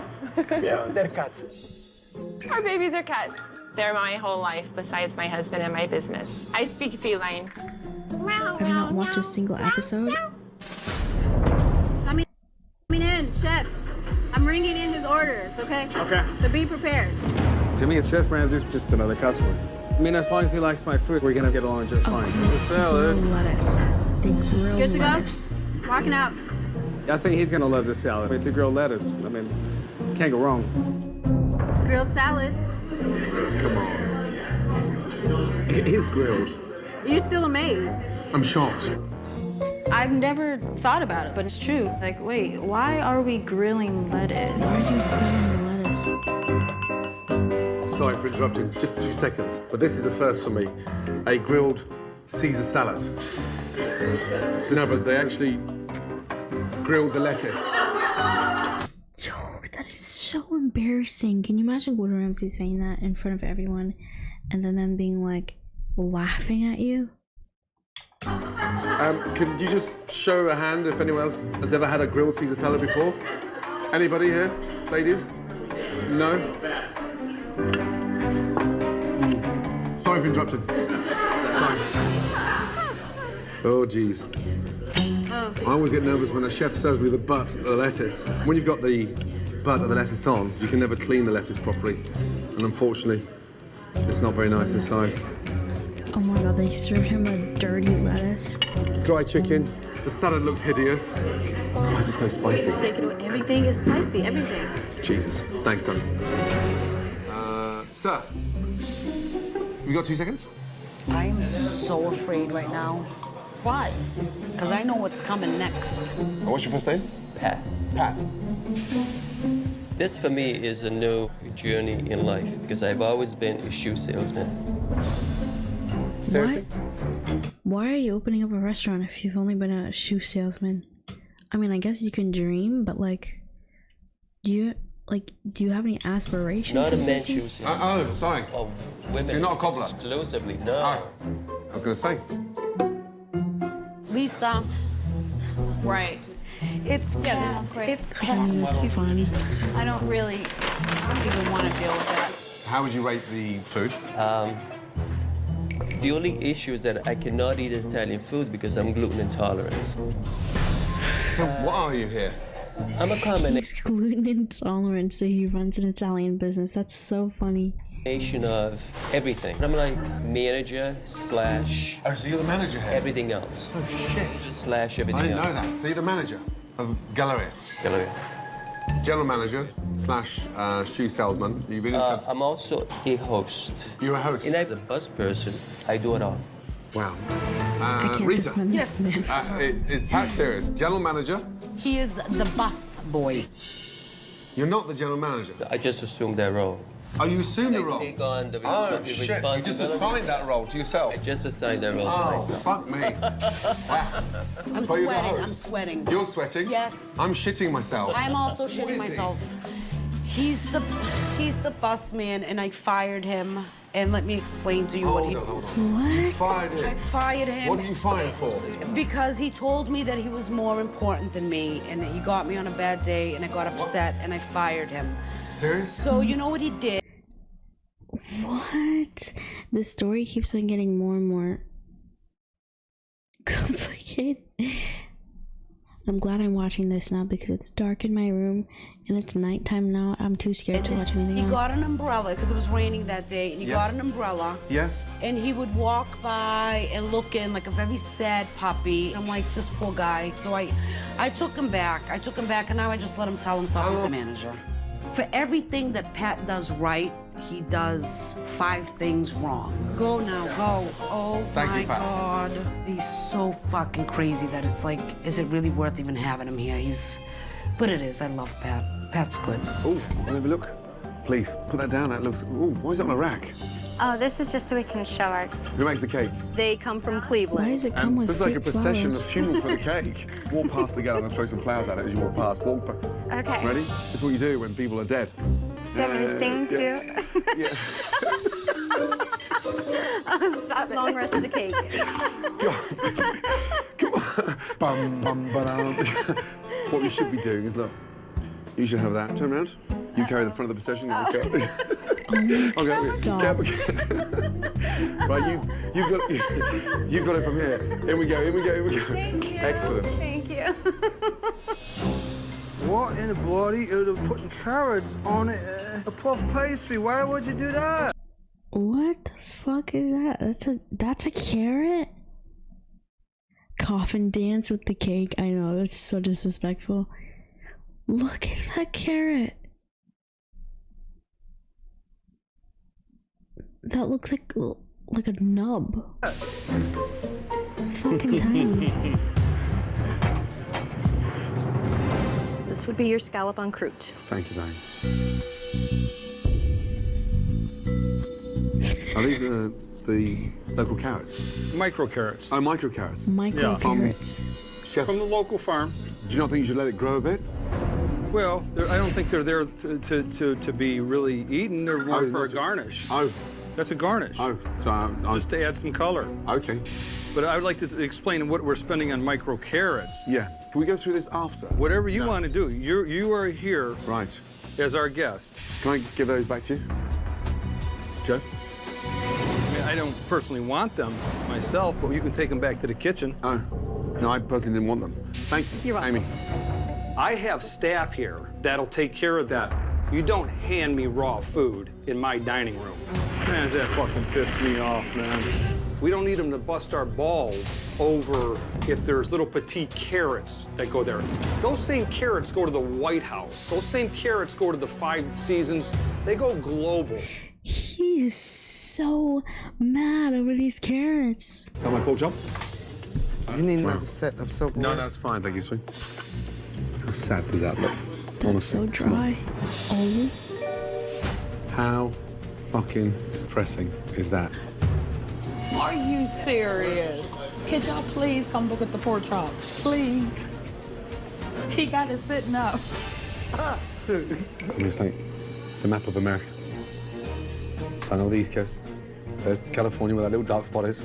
In the central, Midwest. And we have Seattle. We're here. Pittsburgh. God bless America.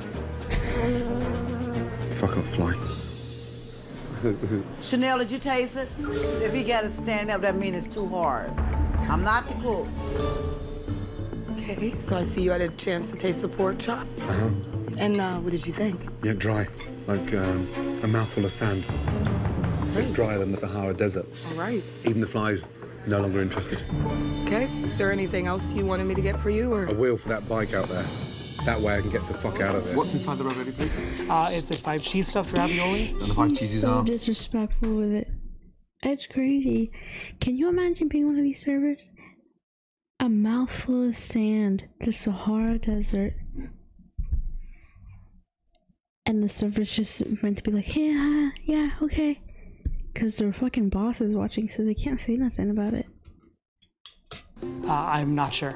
Well. It's a pre-made ravioli. So not homemade? Those are not homemade. If we don't even make them here, it'd be nice to know what's inside them. I'll find out right now for you. Thank you. How's it going? I need to find out what cheeses are in the ravioli. Yeah, exactly. What cheeses are in the ravioli? Yeah. What kind of cheese is in the breaded ravioli? Read the box. It's a ricotta cheese, Joe. It's a ricotta cheese. Oh my God. They don't even know what kind of cheese is in their food. Horrible. There's something deep, fried, frozen. Doesn't even taste like cheese. Jesus, no. You got whole whey, and you got American guarana. And a skim cheese. Yeah. Okay, perfect. You got it? Thank you, yes. Yeah, not good. Chef Ramsay, I checked on the cheeses for you. Mascarpone. Mascarpone. Ricotta. Ricotta. Why are there so many also cheeses? American guarana. Something called cheese whey and culture blend. Where the fuck is that from in Italy? I have no idea where that's from. Ooh. And a skim cheese. Skimmed cheese in a fried ravioli. What does that mean? It's fat-free cheese dipped in fat. Dipped in fat, yeah. Okay. Wow, $10 tip. Yeah. That's nice. For you? Of course, yeah. Why not? Do you think the girls deserve some tips tonight? No, they get hourly. Sir, the tip that you left the young lady server, the owner takes This the tips. was crazy. This was crazy to me. They, in America, they probably get paid, sorry for the Americans, but like servers and stuff, I've seen some people say that they get paid like $2 an hour because the tips, in quotes, make up for it. But here the owner is taking the tips, which is literally insane. No. Don't fuck with me. Yeah, I will fuck with you. Who the fuck you think you are? Oh my God, Tammy's going to hurt him. You want to fuck with me? I will fuck with you. Fuck with you. Then I will fuck with you. Oh my God, what a joke. Hello, everybody. Welcome to the Greek at the Harbor. My name's Eris. We're going to perform a little dancing for you right now, so please enjoy the show. There's more dances to come. Hello, Opa. Opa. Opa. What's that clapping going on? Greek dancing and the belly dancing and... Really? Yeah.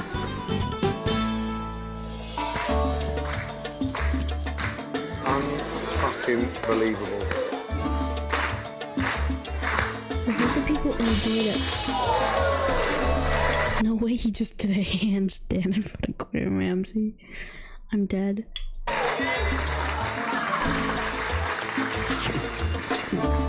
Yo. Now I get what he's passionate about. What?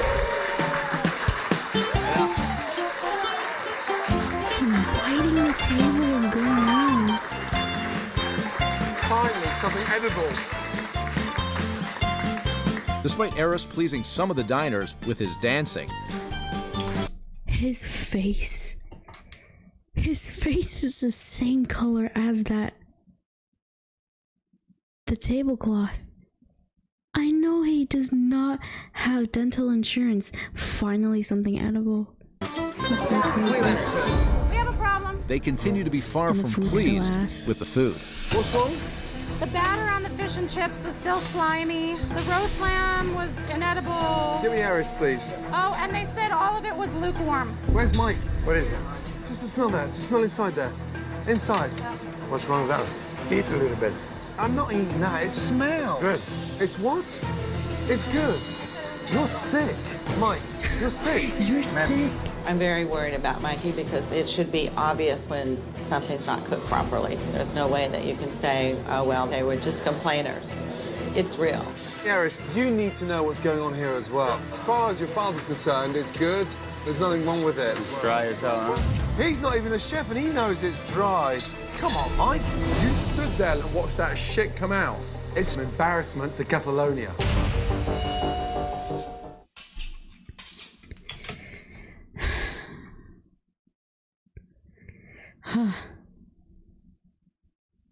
Huh.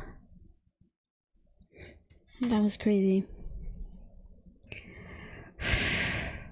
My God. Man.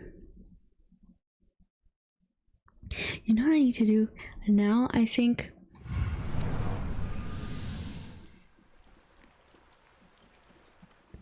Oops.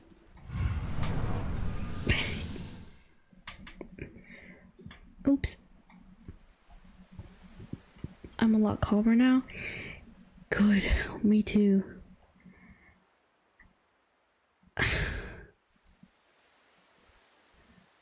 BRB. BRB. Yeah, I know. Not me, you. Yeah, I know. Yeah, I just left it on there in case I needed to go again. Yeah, that was good. I'm glad I played that after watching the scary stories. Man. Yeah, I'm a lot calmer too. That was good.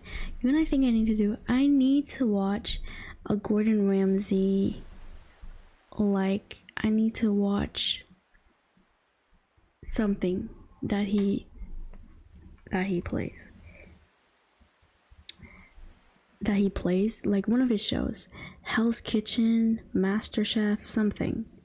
I need to watch something. Because I think it'd be a really fun series for you guys. You know?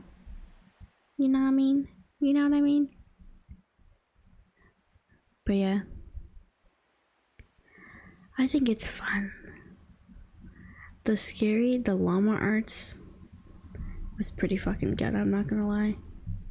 I had fun doing that. Time went by pretty quick, actually.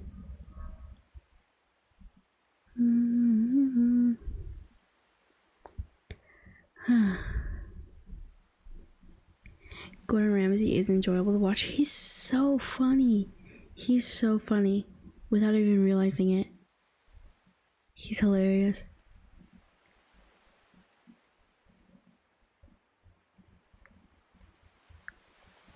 The llama kept having me look at the door behind me. Stop. Are you on a PC right now? And you have the door behind you or what? Door with no lock. I don't know why I'm laughing. My bedroom door doesn't have a lock either. I don't know why I'm laughing. Yeah, I'm on my PC. That makes so much sense. Yo, it's nothing scarier than being on a PC and you're not facing the door. Isn't that scary at night?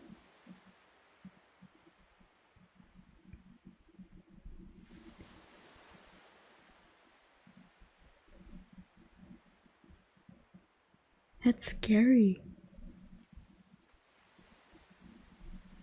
Anyways, yeah, I had a lot of fun.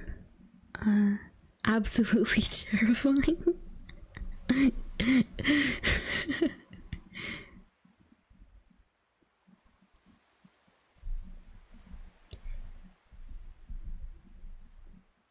there's more room this way in the room.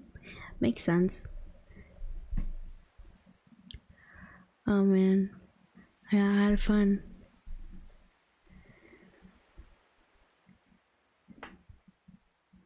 Can't see the door from my bed either. Dang. Dang. Dang.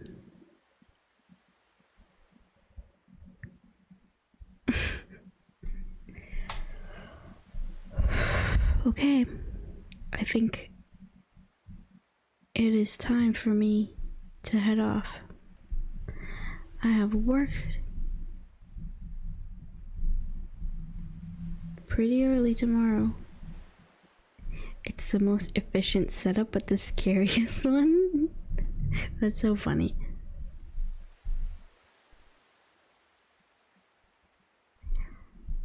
Yeah, no, I definitely had fun doing these reacts. I'll do it again sometime. Haha, you got work, I do too.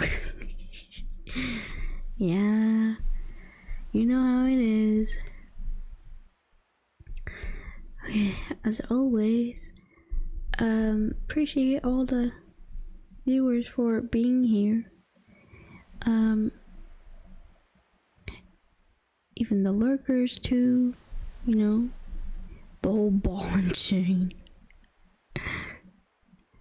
Yeah, and I appreciate everyone for coming in and watching with me and having fun. But yeah, might head off soon. It is not too late, so I will see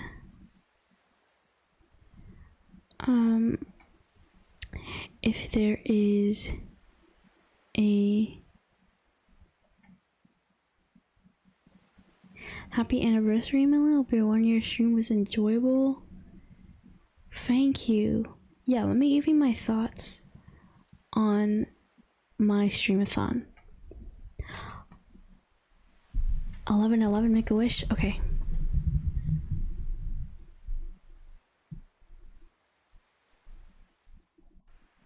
Okay, boom. Oh shit. Whatever. Yeah, let me give my final thoughts as I wrap up the streamathon. First off, I'm realizing it's definitely hard for me to be consistent sometimes, especially with starting the stream. But it's very rewarding, I feel like. I had a really good time, and I have made lots of good memories on the streamathon, you know, streaming art for the first time, playing Minecraft for the first time. It was definitely nice. Yeah, so I'm glad I kind of explored those, you know, avenues, because I mean, I had fun. I definitely had fun.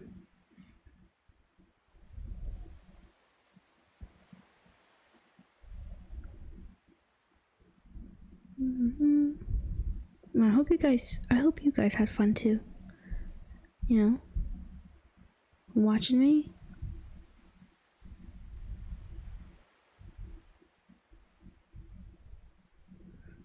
I think next time I'd want to be a bit more prepared for the streamathon, you know what I mean? If I, you know, did it again, which I probably will sometime in the future.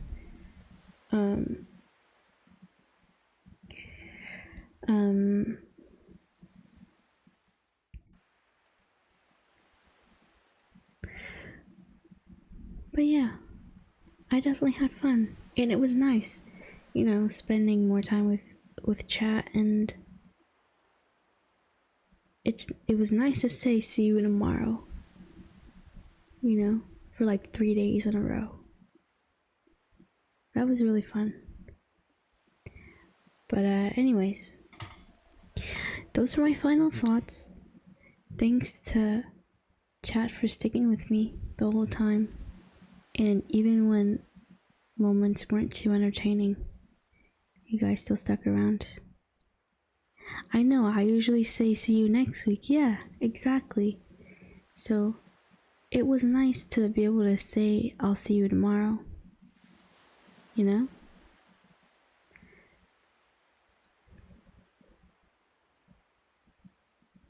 So yeah, this changed my perspective a little bit. Yeah.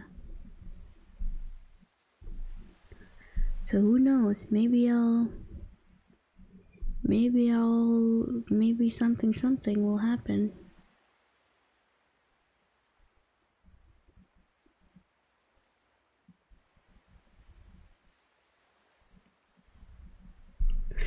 Alright. I'm gonna go for real now, because I do need to sleep very soon. I do need to sleep very soon.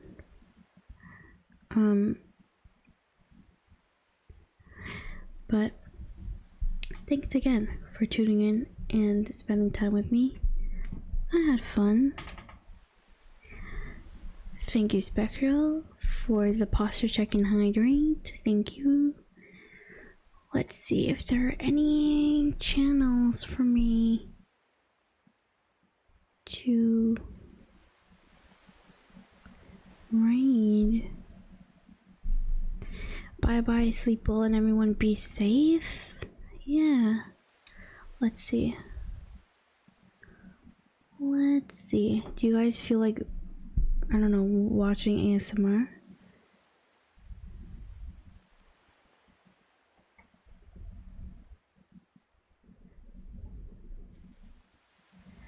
Taking suggestions? Sure.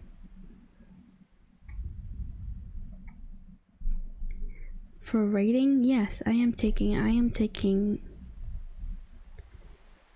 Celeste Celine.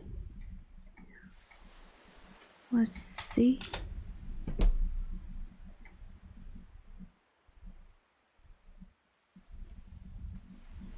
Okay. Why not?